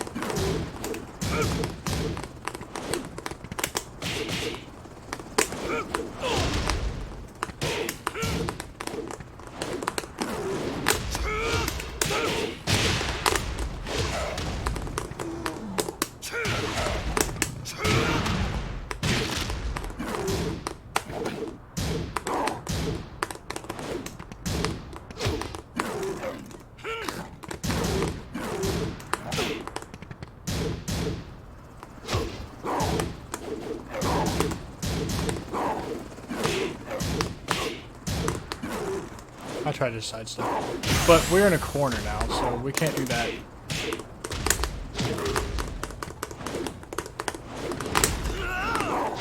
Oh, that's unfortunate. KO. That's very unfortunate that the punish for that whiffed. Because we did the sidestep, but you know, that it happens sometimes. Get ready for the next battle. It's like that. But we are incorporating everything that we talked about today. You see them not sidestepping? Yeah. You can probably get away with just jab as a pressure option for quite some time before they start doing things like this king player is. Now, he's found a combination of high crushing and evasive moves on top of Fight. that to replace every bit of his offense.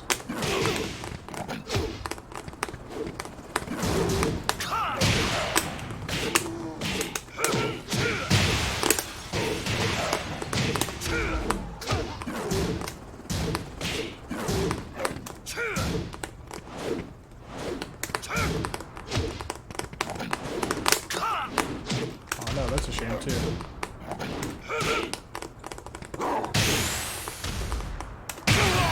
No.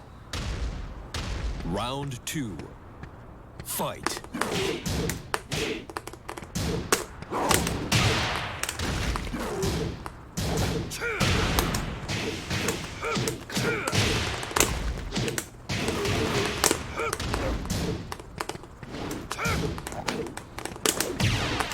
I tried to jab it.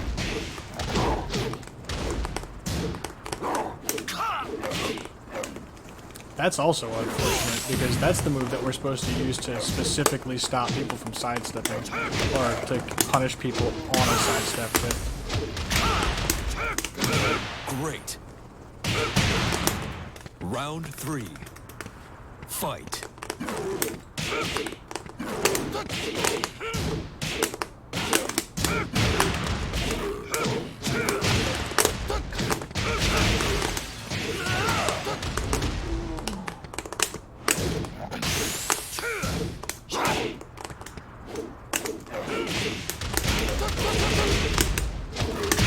KO.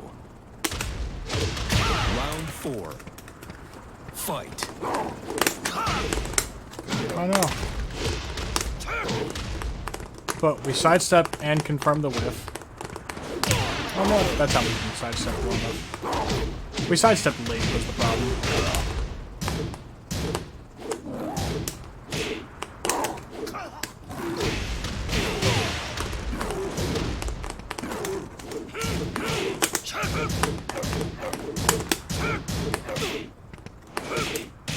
There we go.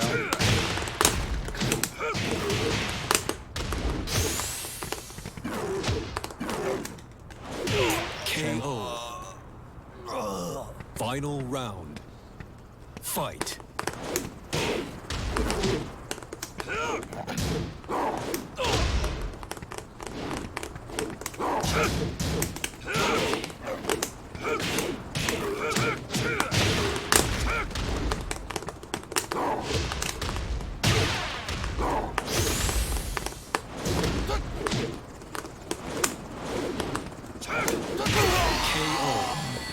Shame.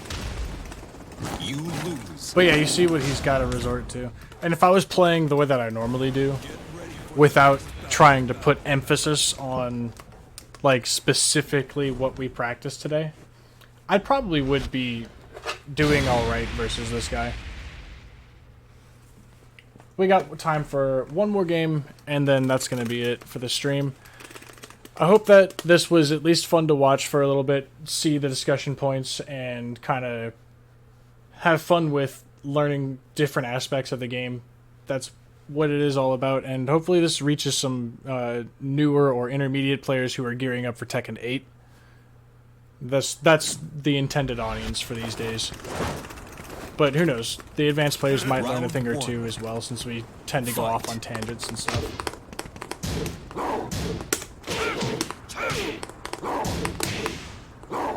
Okay.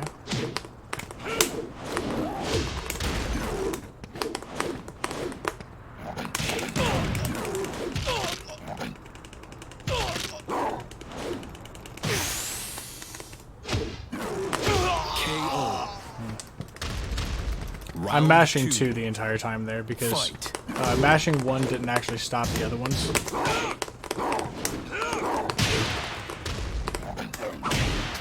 Shame.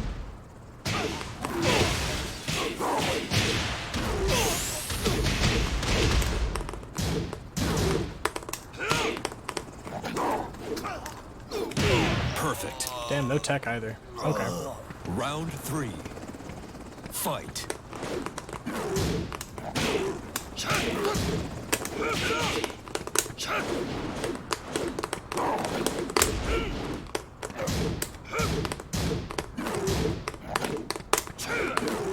Oh no.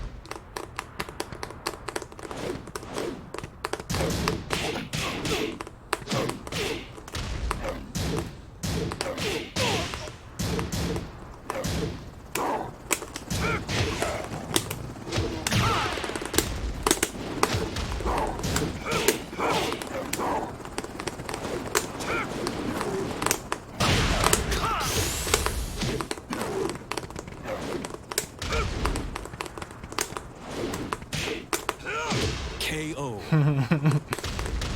Round 4. Yeah, he just runs in.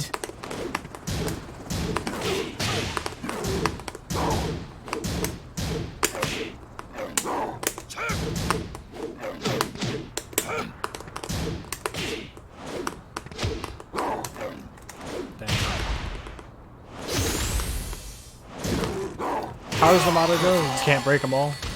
I mean, that last one is actually unbreakable. You're supposed to duck. But yeah. No, you can see where I was talking about, like, how the shit actually worked. How it shined in some parts, and other parts I just fumbled with it a little bit. But it's definitely an effective way to deal with people who don't know how to move properly. And punish that as a result. Jab into jab. Who knew, right? Sidestepping is key when it's 10 frames and it's +1, and the fastest move in the game is also 10 frames. Thanks for tuning in with me. Tomorrow, any way the wind blows, that's what we're doing for Wednesdays. Just whatever we feel like. Thursdays, we're doing Try Hard Thursdays. We're going to be doing either advanced tech, or we're talking about, tournaments. We're trying to host the sweatiest of the sweaty lobbies or fights we can possibly have for those days. So make sure y'all stick around for the rest of the week. But hopefully we